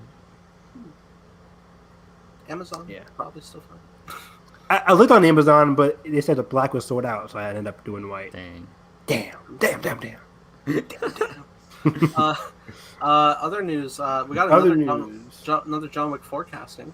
Yeah, it seems like week to week we're getting some new John Wick casting. I'm here for nice. it. I'm here for it too. Who was on? Wesley Snipes. Yeah. Apparently, he told reporters that Marvel wouldn't allow him to do Blade. So he's like, I'm going to bring Blade to Matrix. I mean, into John Wick. It's funny. Every time I'm kidding. Yeah. Every time we get a new casting announcement for John Wick 4, Evan's like, "This guy in the high table." Please, I want some villains. I want some high caliber villains for this. You want series. the Sinister Six of the John Wick universe? Because so far, I do actually. Because it's a high table. So far in the John Wick universe. I hate to break it to you guys, but this fell through. Oh no! What's it say? I don't trust that guy anyways. Maybe he's false. Damn. I think he writes for the Hollywood Reporter. Is that recent? That's 5 o'clock. You're so tiny on my screen, I can't read it. Despite some reports, action star Wesley Snipes is not going to be in John Wick 4. There were some discussions a little while ago, but it didn't work out. Oh man, that's disappointing. So I guess we don't have any John Wick news. Breaking news on the podcast. I love Wasn't there another one last week that we talked about? Donnie Yen? Was that last week? Yeah. That was 2 weeks ago. That was 2 weeks ago. Last week was Bill Skarsgård. Oh yeah. Yes. It Man himself. Yeah. Bill Skarsgård is not It Man. It Man. It Man. God. The guy from It Man. Get it? It Man. Did you mean that to sound like Donnie? I did. All right. But, all right. I'll let you have this. Thank you very much. It didn't really roll off that well. Anyways. I'm sorry I destroyed your joke. I'm still holding on. It's okay, Nathan. Just don't let it happen again. I'm still waiting. I'm still waiting for the heat. I'm still waiting for the heat reference. I'm waiting. Yeah. She's got a big ass. You put your head all the way up.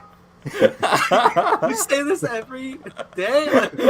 Not every day, but I just imagine him waking up and like peeking into Jalen's room and just be like, "She got a big ass." Jalen's just on his phone like. I need Evan. All right, let's make sure Jalen doesn't watch this part. I need Evan to record that and make it Jalen's alarm. That would be awesome. I used to watch that scene all the time. It's so fucking funny. Al Pacino is one of my favorite actors. His delivery there is, she's got a big ass, and you put your head all the way up. It's good Al Pacino movie. And the guy's like, what the hell is he talking about? Oh wow. Yeah, go watch Heat. Michael Mann, great director. Fantastic. What else we got? Yeah. Oh, Ben said Javier Bardem and Christoph Waltz on the high table. That'd be awesome. I would lose it, dude. Javier Bardem terrifies me. Jesus. Give me what you got. No Country for Old Men. He with that like air gun thing that he has. Terrifying. One of the best villains in cinema history. It's that cow gun, right? The cattle gun, or whatever it's Nathan, called. just say it. Just say you haven't seen it. What? No Country for Old Men? Have you not seen it? No, I was about to say like it's the haircut from me. Oh, I thought you had to look on your face like. I haven't, but. Oh, you would do it. But I've seen like so much talk about it over the years. God, watching film essays. People hate that ending. I love the ending to No Country. I think it works. Yeah, I think it's beautiful. I mean, who's in it? In No Country for Old Men. Yeah, there's No Country 2007, 2011. I always get that confused. I feel like it's 2007. Tommy Lee Jones, Javier Bardem, Josh Brolin. Yeah, 2007 is a great year. We had Zodiac in the same. Woody year. Harrelson. Ooh. I mean, it's a Coen Brothers. It's great. The Coen Brothers have had some missings. Okay, but the whole hotel sequence, fantastic. Yeah. When it's like literally a duel. Mm-hmm. Of like who can be quiet and then like, the door handle, dude. The door handle. Yeah, we got to do a No Country commentary. I feel like that's a good Coen Brothers commentary to do. It's pretty action heavy. Yeah, it is. Yeah. We'll see. Don't give me that look, Nathan. Other movie news. I'm a huge Castlevania fan. One of those great Netflix animated movies. It's not really an anime. No, movies. No, it's a Netflix animated series. What are we talking about? And for somebody that just binged all of Castlevania season 1 through 4, I am hyped for a season or for a spin-off anime. So that's gonna be really cool. And it's set during the French Revolution. You guys should watch it. I mean, I'm telling you, it's like a prequel. Excellent. It's going forward because I think Castlevania takes place in the 1400s. Got it. late 1400s, kind of like a Renaissance era. I feel like Evan watches so many like immaculate anime that by the time my animated show comes out, he's gonna be like, "Damn, you draw like this?" Like, damn it! You're right. Yeah. Holy shit! That's I'm great. just trying to match Galaxy Adventure. No, I won't. Not ever. I can't wait for your show, Nathan. It's going to be as good as Castlevania. Netflix is going to buy it. It's going to be crazy. Let's go. You want to be in it? Going to Hollywood. Open Lawrence casting. Fishburne says that he is not involved in. He just says not involved in this interview. Lies In in what? In Matrix, Matrix 4. 4? Oh, Lying. I don't believe it. What else is he doing? I wouldn't be surprised if he's not. Will we ever see him again? Is he still raving? Is he still dancing? Look at this man's face. He is lying. Are you sure, screen? Yeah, I'm share screen. It's like the Look at this dude. quick of the draw. He's laughing. He knows something. I'm not involved. He knows something. I swear. Yeah. I swear by it. Wow, what a face! What lighting! Also, the masterpiece Oscar-nominated Greenland is getting a sequel. Okay. Have you guys watched Greenland, by the way? I get confused. What is the movie that is like? It's like the adopted kid, and then like they're like fighting for him, and then like the real family is like, oh, he's like our kid, because it was like they're. Hey, is this Greenland? No, I mean, Can you make that movie? If It's the one with the Man of Steel parents. Who's the Man of Steel parents? oh, you mean Kevin Costner and Yeah. Ryan Lane? no, that's Yeah. not Greenland. What? No. Okay, what movie is that? Greenland is Javier. Is not Javier. It's That was a recent film, right? Gerard Yes. Butler. And I confused this movie and this Gerard Butler movie for some reason. I don't know why. Oh, are you thinking of Kevin Costner and Diane Lane? Yes, whatever that movie I is. said that.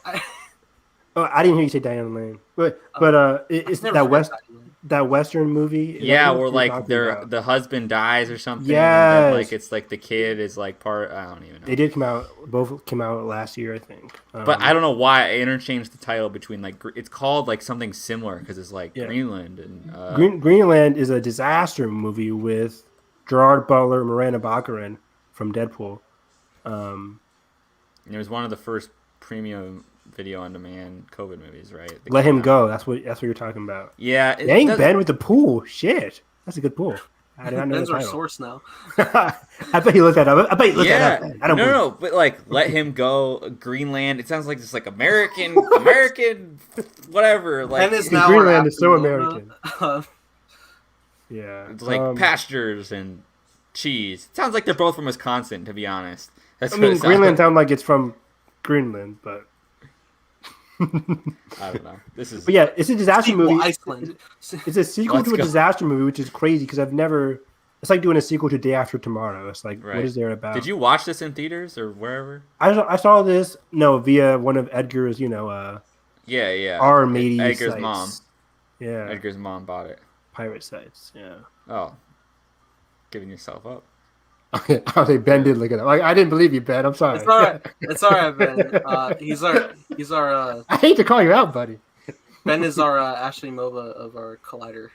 He is. That's a pull, dude. Nathan with Deep the cut. AMC. Nathan, Collider tool. guys, I went on there. Shit. No I way. went on their Why? main channel the other day. Why? There is Why? no longer shows. It's all just 1 minute clips of Really? like news. Oh, that's depressing. That's It's sad. so depressing. Like there's no Tragic. shows anymore. The only show I watch on that channel is they do a Collider FYC every year. Yeah. I just watched that. The only watch the shows are slowdowns, like don't you? the only shows are Perry's like interview, like ladies' night interview, which are good interviews. People should Yeah, watch which those. are good, but there's no Barry's like great. there's Barry's no great. panel shows anymore. Yeah. Everybody that was there that still does shows does them on Schmodown's channel, which has like. You know what I like- love? Everybody should watch Schmodown, by the way. You know what I love is like when I go to the movies and I see like the Nuvi preview, just like pull out the Nuvi arcade app and like launch point at the screen.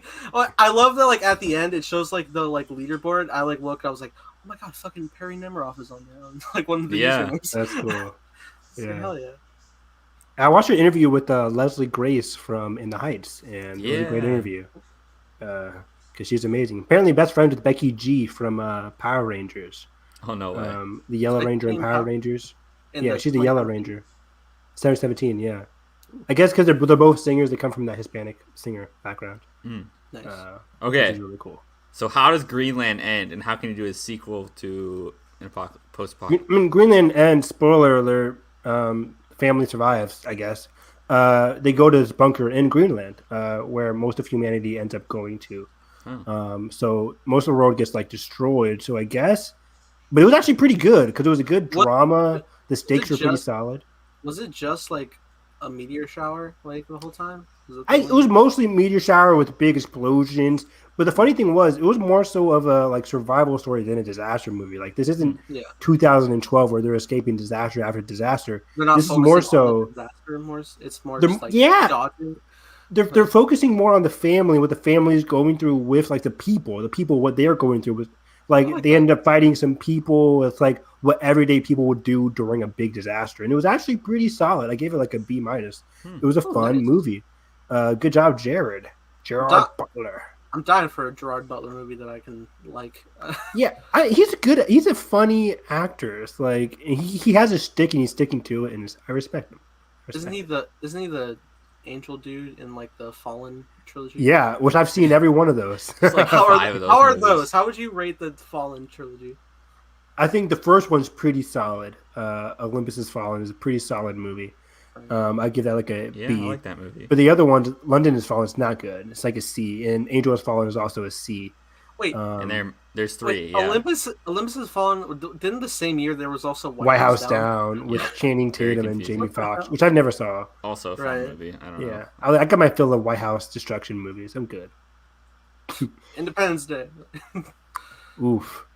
What is the best You movie? like Independence Day 2. What is the best movie that Gerard Butler's been in? I like Independence Day. 300 probably. I guess 300. That's the top build on his IMDb is 300, The Phantom of the Opera, Law Abiding Citizen, and The Bounty Hunter. I feel like I hardly recognize them in 300. I love Phantom of the Opera and I love Law Abiding Citizen. Oh man, I don't think I've seen Law Abiding Citizen. Pretty good. I've seen Phantom of the Opera. I think people make fun of that movie now, but I saw it in theaters when I was a kid and I really liked it. 2009. F. Gary Gray. It's a fun movie. It's a fun movie. This must have been his. Was this one of his early movies? Must have been. Let's look. I love that of the subcategory like topics we have. We are on Gerard Butler. That's why I love this podcast. We can go anywhere. Anywhere. It's multiverse of topics. That's our new title. Multiverse of movies. We're rebranding. MOM. That's pretty. I always forget that F. Gary Gray. The mom cast. Let's go. F. Gary Gray directed the 2003 Italian Job. Do you remember that movie? Oh, I love Italian Job. Jason Statham, Charlize Theron. Yeah. Yeah, great movie. Was that his debut, or he directed A Man Apart? Never saw that. Which is I don't know. But I like Italian Job. It's Vin Diesel. No way. Vin Diesel's I didn't know been they outside of 3 franchises. I didn't know he was. Look at this. Look at this. I only know him from Triple X. I know from Triple X. I know him from Riddick. I know him from Guardians, and I know him from. Look at this man, F. Gary, 2003. A Man Apart. Sorry, one second. Look at the beard. Sorry. On Vin Diesel? Ew. Ew, he said. Ew. Timothy Olyphant's in it? Oh, good old Timothy. Oh my god. Holy shit. Look at. Wow. No way, dude! He looks like the guy from Prison Break, the brother. This is what he was doing during Tokyo Drift. Oh no! Oh no! Oh, I'm sorry. Wait, there's more. Is that? Up. I'm looking for Tim. Oh no! Wow! Crazy. This is. I feel like I found photos I shouldn't. This is a relic. Like, look at this. I have to watch this movie. Oh my god! These are old photos like you find on like someone's computer. I have to watch this movie. Letty, stop. Oh man. Wow, that's F. Gary Gray. Okay. Oh, there he is. Look at them. Get to the director shot. Yeah. They're so far away. It's like its posters are all in like 480p. Those early 2000 posters are the best. Yeah, I love them. Anywho, we're off on a weird Gerard Butler. You brought us to Vin Diesel. Yeah. Anyways, everybody should go see Greenland. Pretty solid movie. Anyways, let's do which review should we do first? I think we should do Conjuring because Carson hasn't seen it. Then Yeah, we'll go I'll get my Heights. In the Heights background ready for. Okay, cool. There we go. All right, because I got a bit to say. Because I think me and Evan just like watched the trilogy for the first time. Yeah, I mean, I have seen Conjuring 1 before, but it was a long time ago, so I didn't remember much. Same. I must not have remembered anything outside of like the one clap clip because I think I also watched it off a campsite in like middle school days. In my middle school days, I'm more sophisticated now. Now you just go to actual bad sites. No, I have but I have a quality standard. I know what's like 1080p and gotcha. And what's camera? The 1080p pirated sites. Nice. Demonetized. Evan's mom, man, she provides the links. I don't. Yeah, you're right. Somebody knew the podcast like that. It's like that's very rude of Nathan. I know that's what I always think. I'm like, if someone's new, I'm pretty sure Ben's just like, what the fuck does that mean? Yeah, it's a deep cut. It's just like we don't want to pay for something. Evan's mom's got us. Nathan, what's the website that you were telling me about? Fanart.tv. Fanart. Thank you. Yeah. That's episode 11 of Mike OT, guys, if you want to go back and check. Is it really? I have no idea. Oh, man. Just go to our Mulan review. Yeah, go find Mulan or like some Disney Plus premiere. Yeah. Jeez, we've been doing this for a minute. But yeah, dove into the Conjuring universe. I'm still diving into it because I want to like explore the spin-offs. So far I've seen the Conjuring trilogy and I've watched the first Annabelle movie. Nice. I've just seen 1, 2, and 3 so far now. I have not seen any of the spin-offs. But now after each one, I'm like, I should probably dive into because I made fun of Nathan for like wanting to actually see The Nun because I heard so many bad things about it. But I'm like, actually, you know what? After Conjuring 2, I might want to see The Nun now. I think me and my girl Linda Cardellini in it too, which is I love. Oh, she's in Curse of La Llorona. She's not in The Nun. Shit, never mind then. Which I think is like the most like one people are just like but I'm like who's in? Is there any good actress in The Nun? Somebody look that up. Somebody look up who's in The Nun. I think Evan, you and me probably have the same ranking of the Conjuring trilogy. Yeah, 1, 2, 3, right? Oh, actually, I have 2, 1, 3. Oh. Well, I guess we don't. Yeah, I still. It's so hard because Conjuring 1 and 2 is like an aliens thing for me because I'm like, I agree. Because like the first one, I'm like, it's perfect horror. It scares me the most. But like the second one, I was like, not for action, but I'm like, beautifully like Edgar was saying, the love story, man. It's what's anchoring me. I was surprised by that love story in Conjuring 2. It was so well done. What? She's in The Nun? What? Oh, spoilers. Is that what happened? I mean, maybe not, but it's just like I didn't know she would pop up. No, I was just wondering who's in them. Apparently, they're in a lot of these. I didn't know they were in another Annabelle movie. Apparently, they're in one of the Annabelles as well. I know I do know the third Annabelle is actually like their child is the main character. Oh, Judy. Yeah. Yeah, which don't name your children Judy. It's a weird name. I'm not a huge Judy fan. The hell, you don't like Judi Dench? What's Judi Dench from? Oh. Or Judy Greer. Judy Greer. I'm not a huge Judy fan. Anyways, I don't know why we got this weird chat. You watch Judge Judy, Evan? Maybe that's why I freaking hate Judge. No, again. Do you really? As a child, I went on Judge Judy. No, I'm kidding. What the fuck did you do? This is getting weird. I have no relation to Judge Judy. But anyways, Conjuring 2 is just so well done with the romance. I like the whole Elvis subplot with the music. Very good music cue. I did not sideburns. Oh God, they're so beautiful. You're right. Not a huge fan of the London's Calling. I'm like, can we go to London without doing a London No, because it's an American production. I forget what other movie I was watching where they went to London and that song came on. I'm like, oh, please turn it off. But either way, I like how Conjuring 2, it's similar to London. It's very similar to Conjuring 1 in the sense that they go to a haunted house and something tragic is happening to this family. Ben, Judy Barnes, that'd be pretty awesome. BJB, let's go. But yeah, it's very similar in context, but also James really takes the time to dive into the relationship even more so than the first one between Ed and Lorraine Warren. And yeah, there's a lot of great jump scares. I think one is scarier, but two is also like probably just as scary. For each of these movies, early on, I'm just like, why are you going to the tent? Don't go to the tent. What are you doing? Evan, you're just way more scared than I am. Cause I remember both you and Carson was like, you're watching this in the middle of the night, you're not going to sleep. And I was like, I slept fine. But, yeah, I end up sleeping fine too. It's just that, like, why do I watch? It's amazing. How did we get here? So, like, I want to make an out of context compilation. People be like, what the fuck is this? Carson's in trouble. 10 years from now, Carson and Kelly are Carson, do the creepy, like, opacity green screen and then just, like, phase with. Got you. I got you. Oh no. Don't. I didn't mean it.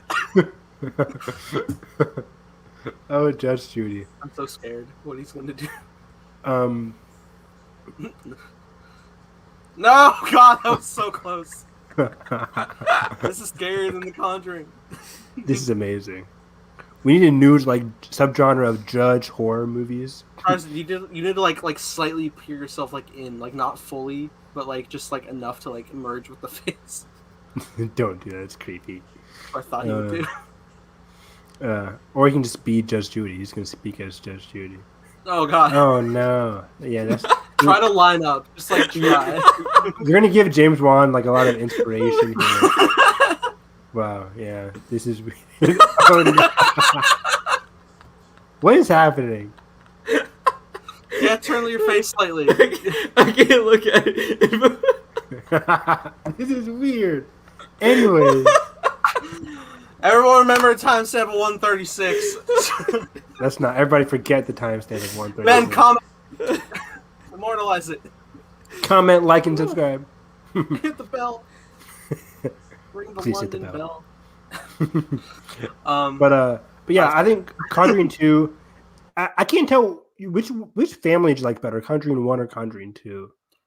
I think I liked. I think they're very similar. They're pretty similar. I don't know. I mean, it's like it's a very like personable story. So agreed. Relatable, personable. I'm also I was locked into both families' like troubles, and it kind of goes into a little bit of my issues with Conjuring 3. Where I wasn't as invested in the family stuff. I liked the relationship between what was his name? I just watched it last night. David, the guy. Isn't David the guy that ends up going to jail? I think his name is David Glatzel or whatever. Arnie Johnson. Oh, David is the kid. David is the kid. Right. David is the kid. Arnie Johnson. Yeah, Arnie and his girlfriend. I kind of got invested into their relationship, but overall, I wasn't as intrigued overall about the main plot in Conjuring 3. Though I do like, leading to the 7 of it all, the detective angle that Conjuring 3 took more so than the other ones. The other ones are centered around haunted house. I like the detective stuff. I was a little bummed because I thought we would get more courtroom stuff in Conjuring 3. They didn't want to get to like what actually happened, I guess. I mean, what actually happened is just like, what are you doing? Yeah. But, I mean, I get it, but it is, yeah, it's interesting. I think what I still like enjoyed Conjuring 3 because Ed and Lorraine I really love. Yeah, I had a good time. I'm surprised people were like, this was controversial. People hated it. I'm like, it's a fine movie. I didn't hate it.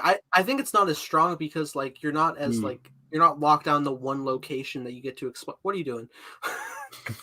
The man, the myth, the legend. Drop your buffs. It's Jeff Probst. I was actually, man, I've been waiting forever to actually go in like full review style on this point. Carson just like Survivor. But yeah, I think like the issue with 3 is that like unlike 1 and 2, you're not locked into like the one singular location of the happenings. You're like running around a lot of different places. Also, I mean, I know there's still like demonic presences and stuff, but like the main antagonist is like a real person, a witch, which Yeah. I mean that's still interesting, but it's like that's still like someone of our reality that we can like firmly like interact with versus something that you really can't unless Yeah. you like have the right spiritual like power Oh, yeah. behind you. Full spoilers for Conjuring 3, by the way. But Are we just yeah, Carson care? I mean, kind of revealed a villain. But does Carson care? Do you Well, it's in the care? trailer that like the Okay, witch. yeah, true, The... true, true, true, true. Okay, no spoilers for Conjuring 3. But yeah. Oh god, that's creepy. But Alec yeah. himself. Yeah. Carson, you have been way too much. Get the fuck in here. Carson, sit in your seat. You're fucking. I feel like a teacher. Is this how it goes? A lot. Or they just don't do their work. And you get pissed at them. I was like, part of me was like, is Carson even here anymore? It's flickering. But yeah, I couldn't quite put a finger on it in terms of my issues with the antagonist in Conjuring 3 because I felt like it got too extra. It got too like I don't know, like demonic, but also at the same time was very tame at the same time. I think it was demonic enough, honestly. I think yeah, I couldn't tell because there was a lot of stuff that was going in here in terms of like the devil and the possession and all this kind of stuff. But other times it was going into it was just an actual person kind of thing. So I think I either would have way, been. I mean, it's an intriguing concept of somebody like using the like satanic arts to like curse somebody, but I feel like we should have had like some more time with the witch herself, and I because agree she's not in it a lot. 1,000%. Yeah, Um, which is weird because I don't mind not knowing a lot about the villains in Conjuring 1 and 2. Like we purposely don't know too much about them. but I mean, it's such an But we otherworldly learn thing already versus like a exactly. physical person. Yeah, which I don't care because Conjuring 1 and 2, they're otherworldly. We get a snippet of like their past in Conjuring 1 and 2, and then how it relates to the family, and it really connects you to them. This one is more so like, oh yeah, this it felt like more of a Criminal Minds episode Mm. than a Conjuring episode. Which And is again, funny. I'm a huge detective person, but it Yeah. didn't really feel my need for Conjuring, if you know what I mean. Well, it's funny because I was also going and I was like, I mean, I was going and I was like, all right, I'm really intrigued by the courtroom stuff we're gonna get, but you don't get a lot. So I was like, okay. I think the saving grace for me was Ed and Lorraine, and it's funny because like when I get to like I've only watched Annabelle so far for the spinoffs, but I actually do have Annabelle under Conjuring 3, and it's funny because Annabelle actually is a lot more of that like haunted house location type deal that I'm like thriving on, but you don't have as charismatic as the main characters as Ed and Lorraine, so that's why I still have 3 above it. That's why I heard the first.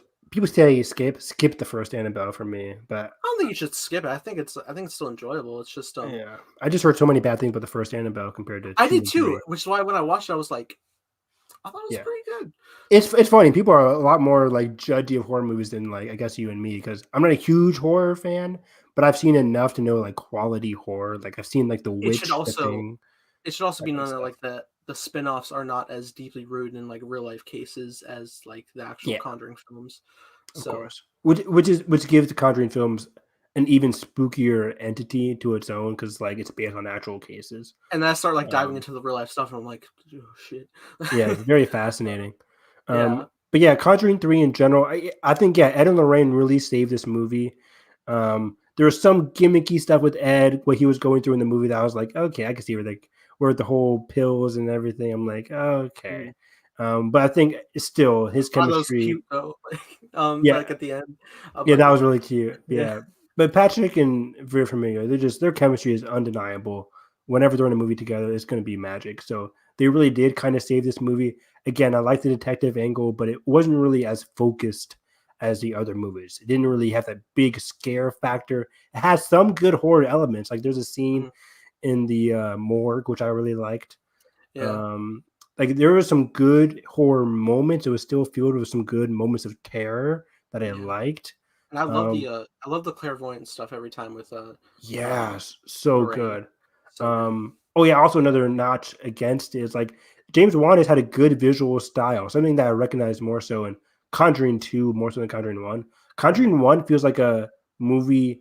Now, I was just talking about this today, where it's hard to say like this movie is so dated for Conjuring 1. It just feels so like like this movie is a masterpiece that will live on forever. I can watch Conjuring 1 20 years from now and be like, this is pretty great. Same thing for Conjuring 2. They just look so well made. Yeah, it's interesting because like I'm more locked in on Conjuring 2 just from like the dynamic and not just like the look and of the film, because I don't find it like as scary, but I'm just like so like intrigued by like the whole concept. Wait, Carson, how many of the Conjurings have you seen? He hasn't seen any of them. Yeah. Any of them? Oh, okay, my bad. So I won't go too deep. Don't spoil. Okay. But yeah, when you get into like Conjuring 2, lost my train of thought. God damn it. No. But damn, but it's like it's so good. Just like when you get into like the different like plot points of like, is it real or fake? You're trying to prove it, because every time they have to like prove the legitimacy enough for like the church to get involved enough to actually take on like the pronunciation of an exorcism and stuff, which seems kind of bogus. But... Yeah, it's funny how in both Conjuring 1 and 2, it's like the church doesn't do anything basically. I know faith was a resource that you can run out of, but but yeah, I find it interesting when you get to the angles of like, they faking it? It seems like they are, but then it's just like the demons aware of your presence. Of course, it's gonna like try to like drive that people was away. So cool. That was so good. Cool. And like I also would watch like real life interviews of like the people because they're still around today, and it's like, oh my god, it's tragic as fuck. Like, and then like also watching the first one, hooked me immediately as being like my favorite like horror like element stuff that I've seen, because like I've always had this thought, I want to make this movie of a horror film where I was always like thinking like I wanted to blend it's like a psychological film where like I wanted to blend like the friendliness of E.T. with like, I always described it like stuff from The Exorcist, but in reality I think I want to blend it with stuff from The Conjuring with stuff of E.T. because it's like, okay, what I want to do is like a dynamic thing of like, there's the spirit, is it truly a positive spirit or is it a demon trying to trick you? And there's like different angle of like the boy who is like in the middle of this, like, is he the victim of demonic thing like as a priest would bring to, or is it truly like a spirit that just wants to like be at peace? And I would like try to make it like Vega ending. But interesting. Conjuring 1 is the epitome. I finished watching that and I'm like, this is the epitome of a perfect horror film. Same thing for Conjuring 2. It's a near perfect horror movie where it's just like they have all of the right haunted house themes to it. Like I would put this up there with the top 10 horror movies. Conjuring 1. I think you're getting me more high in Conjuring 2. I also really liked Conjuring 2. It just didn't have that same vibe where I finished it. I'm like, whoa, that Conjuring 1 did. But yeah, Conjuring 2 is like, this is easily top 10 horror movies. Do you have a favorite horror movie, by the way? I don't know if I ever asked you. I mean, I think I'd always like usually go with like the first Alien. But honestly, right now it's probably Conjuring. Carson, is he Carson paying attention? Do you have a favorite horror movie? Ooh. I think for me, I might go. It's between The Thing and Alien. I need to properly watch. But The Thing is just perfection. John Carpenter's? Yeah. Not the reboot. Well, I mean, or sequel. John Carpenter's is a remake. Yeah, I mean, yeah, it's complicated. There was a new one with Mary Elizabeth Winstead. I did not like it. Of course, The Shine. I love The Shining. Yeah. Shining. Good point. But Dr. Sleep was so good. Oh, Dr. Sleep's really good. And The Witch is really good. I need to watch The Witch. Oh, The Witch. Yeah, that's what I wanted to say. The Witch. Honestly, where I'm at with like the vibes that they're going, I need to watch The Witch. Like, yes, please. You would love it. Yeah. Ben says, "Have you seen The Babadook?" I haven't actually. Is that on Netflix still? I don't know. I need to see that too. That was on Netflix for a while, and I was so scared. I was like, I don't want to see it because people keep telling me it's super scary. I'm calling out HBO Max on PlayStation 4 because like it keeps crashing. I heard it's bad. Yeah. Dude, it was so annoying because I'll crash like 3 to 4 times for a movie watching these. And I'm like, God damn it! That's happened in the commentaries. And I was just trying to like watch some clips from In the Heights because I was like, I want to watch 96,000 again. And then it was crashing. I was like, God, fuck it. I'm gonna watch it on my phone. I downloaded it on my phone. It crashed on my phone. It's like, why? Jeez, HBO Max, come on. The phone? Come on. I love, it's been working. I think I have the same issue. Like a lot of my apps on the PS4 just were not working. Like Crunchyroll for anime, bad. HBO Max, bad. I'm like, but on PS5, smooth. So Crunchyroll was it's working for me crazy. when I was watching Demon Slayer. I was watching like Haikyuu. I was watching a lot of anime in the last fall, and it was just bugging every time I used to watch anime. Weird. But it's so annoying. I'll be like in the middle of an intense scene and it'll be like, "Oops, something went wrong," and I'm like, "Fuck you." Dang. And I gotta hear like the PlayStation menu music, and I'm like, "God damn, I'm getting taken out of it." Like, yeah. Yeah, your volume will be way too loud, and then it'll be like, and you're like, oh, jeez. Yeah. I turned off the background PlayStation music. You can turn that off. Shit. Yeah. Yeah. Go to your sound menu. Here I go. I'm sorry. But it's the first thing I turned off on my PS5. But yeah, I think it's 1:49. Let's do some In the Heights. 96,000 minutes. This review about to, I don't know. Wow. I gotta say, Karsten, I was No me diga, Carson. perplexed by your Letterboxd review for In the Heights. What did I even say? Not what you said. The stars. There wasn't enough stars on that review. Oh, Yeah. I gave it 3.5 stars. That's really good. Ooh, 4.5 at happened? least. at What? least. It's good. It's really, really, really good. You used the wrong G word. It's great. So you know what's funny is like when I first watched it, I was like, I really like what we have. It's a weird thing where like it will start like be like, all right, cool, but then it'll sit in my brain and it'll keep like festering and it'll be like, oh my god, wait, I'm loving it more and more. Exactly. And I think the second half, Patience and faith, it will improve my review. the second half like does a lot more for me than the first half did. Okay. But like I love like just whole like I never wanted to like everything is so vivid in this movie, and I love like how we go in and out of the actual songs. Like I feel like some musicals like literally just break into songs. Like I feel like everything was so purposeful here of like how it like even how like the scenes changed and everything. It felt so intricate, and I just like all the little details. Of course, like that's kind of part of it with like the napkin thing and like all these little different themes of woven in, and I really dug it. I want to watch it again. Can we comment? Yeah, I'll watch it again. Like it's great. Like a 2.5 hour now. Look, man, we're about to hit like some. Yeah, that's true. Go watch our Last of Us and Harry Potter reviews. But yeah, I don't know. I like this movie throughout. I had a blast. I think this is one of the best casting I've seen in years. Like the casting in this movie is just so pitch perfect. Anthony Ramos, Leslie Grace, person who played Vanessa, beautiful. And then Piragua. the little cousin is so good too. Yeah, Sonny. what's his name? Manny, Sonny, yeah, Sonny, yeah, Sonny, great. Manny. You say any Hispanic name other than the one. That's not what I meant. I'm sorry. I was watching Modern Family. Nice save. Thank you very much. But yeah, I think the casting here is pretty darn perfect. Great casting. The musical numbers, I loved every single one of these musical numbers. I'm not like Carson. I can't take out any of the musical numbers here. I think they're all very good for their own specific purposes. They all serve, especially watching it a second time, you can really see how they structure each of the individual character arcs from Nina's character arc, the main guy. I'm forgetting all the names now. 8 to 9 out of 10 for me. Yeah. Yeah, the ensemble is so strong, and I think super strong. Like, Jimmy Smits. Jimmy Smits, yeah. Bail Organa himself got the pipes. He's great. Yeah. Jimmy Smits.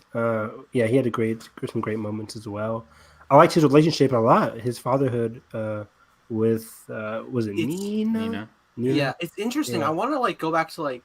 I wish there was a way I could like Hamilton style watch the original cast of In the Heights because Nina's mom was around as a character. She was alive in the original.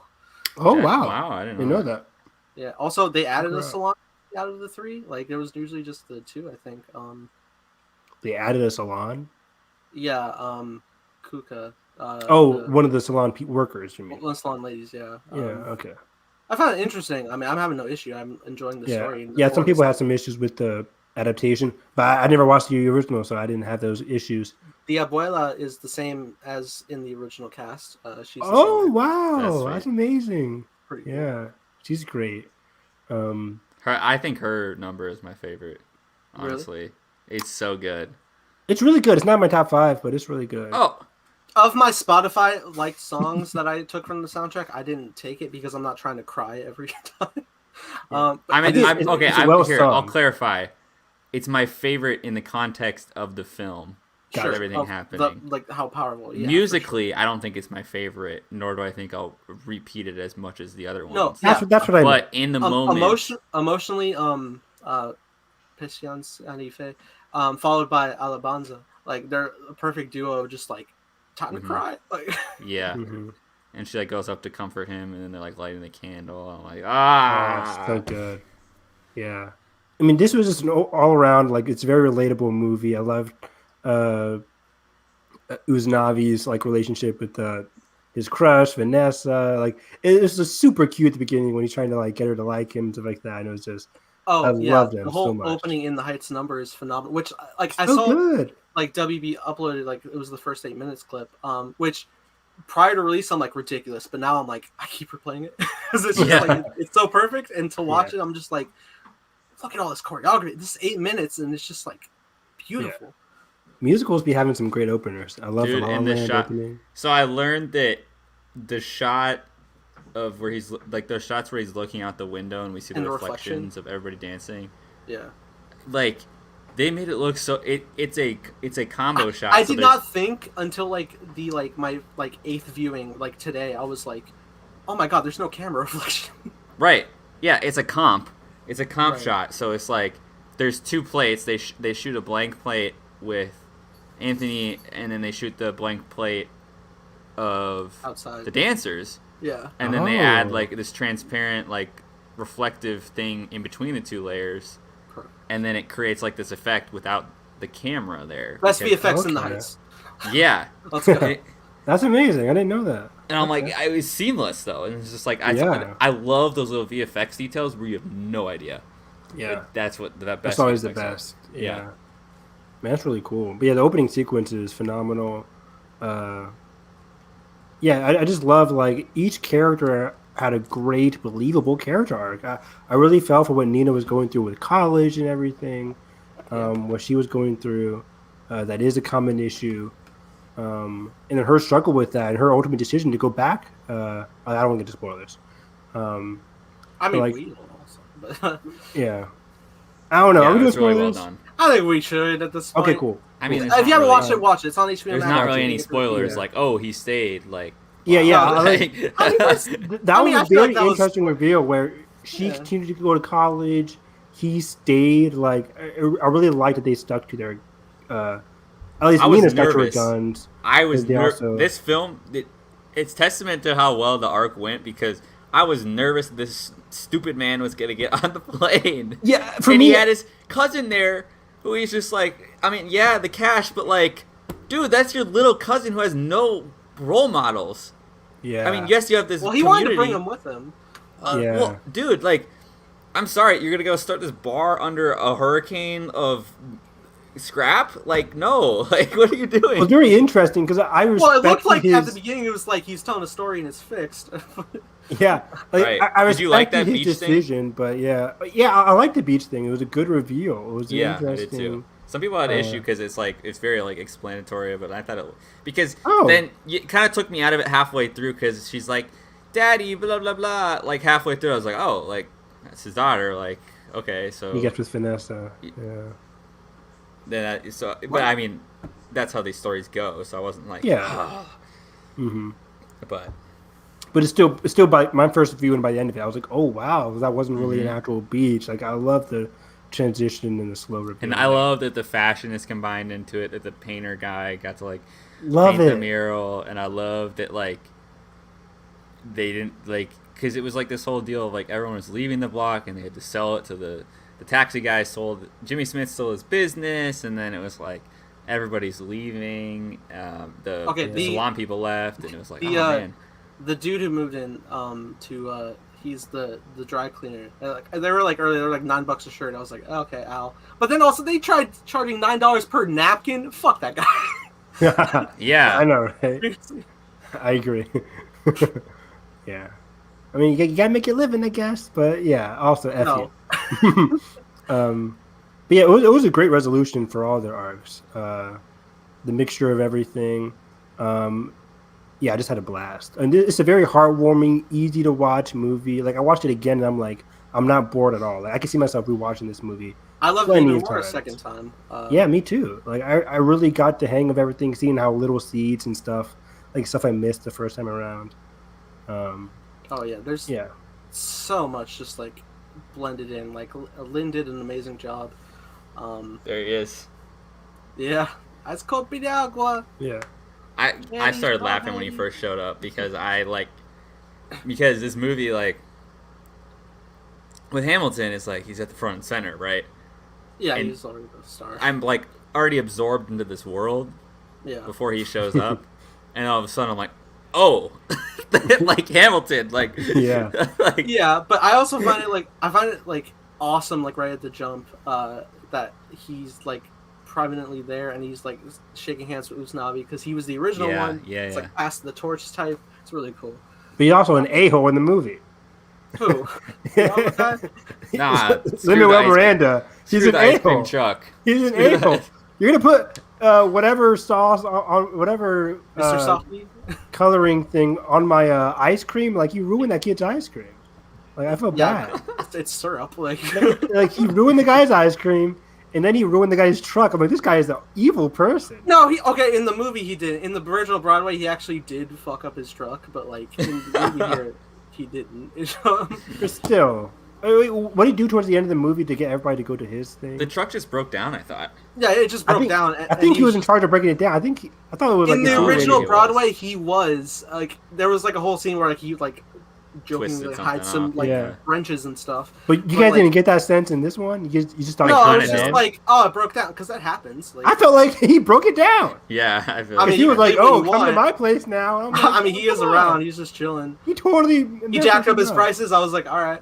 This guy is an evil person. He's not evil. Evil. You just don't like. Why are you selling shaved ice? Get some freaking ice cream. It's 2021. Because it's affordable. Right, yeah. You can't afford a whole truck and like buying like name brands from a store. You better get that $2. $2.25 Pidagua. Pidagua. But yeah, overall, this is simply a fun movie. I had a blast. Is this your favorite movie of the year, Nathan? Or we still have A Quiet Place above it?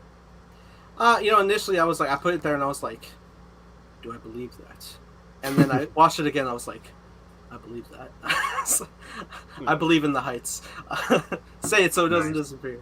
Is my number 5 movie of the year. What are your 4, 3, 2, and 1? My number 4 is A Quiet Place 2. Wow. My number 3 is Shiva Baby. Doesn't sound like Cruella, but all right. My number 2 is the On the Count of 3 with my boy Christopher Abbott. Yes. Christopher Rabbit. Yeah, and then my number 1 is The Mitchells versus the Machines. I love The Mitchells versus the Machines. I still need to watch Nathan, please, I want to go I'm so slacking on animation. Please, Nathan. It's so good. You're going to love it. Yeah, this is my number 2 of the year. I think I have A Quiet Place, then I have this one. Nice. So good. But the whole sequence, 96,000, like, it's just... 96,000 is phenomenal sequence. Yeah, it's so good. Did you know it was cold and rainy that when they filmed it? That was shocking. I remember I learned that, then I watched it a second time, and I'm like trying to see, like I can see a little bit of. They're dying in the water between takes. I bet. Everyone would be like, Anthony Reynolds was telling the story, like everybody would just be in the water, just like, oh god, and then like call action, it was like. Man, it's so good. And the fact that like they like recomped like the skies to be like a sunny day because it's supposed to be like the VFX, I'm telling you, it's gonna be nominated. I won't win though. Like what's going on? And the Heights beats out Dune's VFX. Color grading too, like to make it look like natural. Yeah, man. And they actually filmed in the Heights, like too. It was really cool to see. What do you guys think about the box office? That was kind of shocking. I'm sad. I'm so sad. Yeah. What happened? I was listening the other day. I walked in. I was like, I was like letting the movie finish before I like walked in like the crowd. I walk in, no one's there. I was so sad. Yeah. I think it's a combination of things. I think sometimes with like we just assumed it was going to be super popular because Hamilton was popular with Lin-Manuel Miranda. Put in every marketing. Right, but like they spent so much on marketing. Like they had like videos of like Oprah like saying like go see. Yeah, In the they didn't undermarket like, this movie. I hate when people say they undermarketed it. I'm like, no, not at all. I just think that like the musicals that have taken off in the past couple of years have all been around Christmas, and they've all opened low and taken people's families being together and getting the word of mouth of it, and then them go seeing it like in January and late in December. Yeah. And so I really hope more people find this movie throughout, but it's just like it's unfortunate because like what people, and it's like at the same time A Quiet Place is crossing 100 million domestically for the first movie since the pandemic, and it's like people just go to see big horror, big superhero, big blockbuster, and then musical is kind of just like this outlier, and so I feel like it's tragic. At the same time, I don't want to be like, yeah, let's put In the Heights right next to Spider-Man. Let's go. It sounds. Wait, that is coming out on Christmas. Yeah. Right. Yeah, I mean, it was supposed to come out last summer too, and I think it probably would have done the same thing. I'm not sure. Yeah, I don't know. Because people are liking this movie. And it has such a devout. I don't know if it's gonna have legs though. I think A Quiet Place I can see having legs, but these WB movies, they don't have like the biggest. It's very front loaded. We already we were showing the IMAX Dolby and like standard, and there was only about like 3 show times a day for it, and it's out of the Dolby now because Hitman and Wife's Bodyguard took over that. F9's about to take over the IMAX, so it'll just have like 3 regular showings a day, and then that'll just get pushed the more like summer releases comes out. Yeah, it's tough. It sucks, really tough. It might hurt the Oscar chance because when I saw this, I was like, it could have some Oscar chances, but there's so many good movies coming out later this year. So. Like it's June, guys. Like I hate to say it, but I think we'll get some song nods, but there's always like that 1 or 2 Oscar movies that are like, why is this really here? Right. But even so, we forget about we have Steven Spielberg's West Side Story, which will probably overshadow this. Yeah, it's good. Sadly, it will. But I hope we still. I think it's still gonna be on my list probably by the end of the year. Like I think so too. It's really good. Yeah. I'm gonna run into my Rocket Man problems. Like just like, oh come on, guys, where are you at? Yeah, you did love that movie. Yeah. I love Rocket Man. Rocket Man really made good. Money, but it's also a biopic, so that's different. Yeah, it didn't count. Didn't get the Oscar though. But yeah, that's about it. It's so good. I don't want to stop talking about it. I know. I just want to go watch it again. Like I just want to like. It's endlessly rewatchable. I think it's gonna be one of those where you just turn it on and just have fun. Yeah, I think it's gonna be a great library movie for HBO Max, where people were just gonna find it. Like I feel like in a year from now, like people are still gonna be watching like In the Heights a lot. Yes, that's pretty cool. Yeah, that was really cool. Yeah, he was the original Benny as well in the Heights. Oh, really? Yeah. Wow. So you have the original Usnavi and Benny having a rivalry. Usnavi. Caliente café con leche. So good. I love singing the Spanish parts. They're so fun. Nathan, did you change one of your Twitter accounts to be Good Morning, whatever? Because I was like, how? Yes, I can. Is that Nathan? Was it? Yeah, was the Murder of the Orient Express account, or was it the? Yeah, I've heard the out of context Orient Express that I never used, and I was like, Morning Usnavi. Everyone needs it. I didn't know that. Like, every time he says good morning, I'm like, God damn it. You gotta make one for Jimmy Smits. His is the best one. Follow at Morning Usnavi on Twitter. U.S. Navy.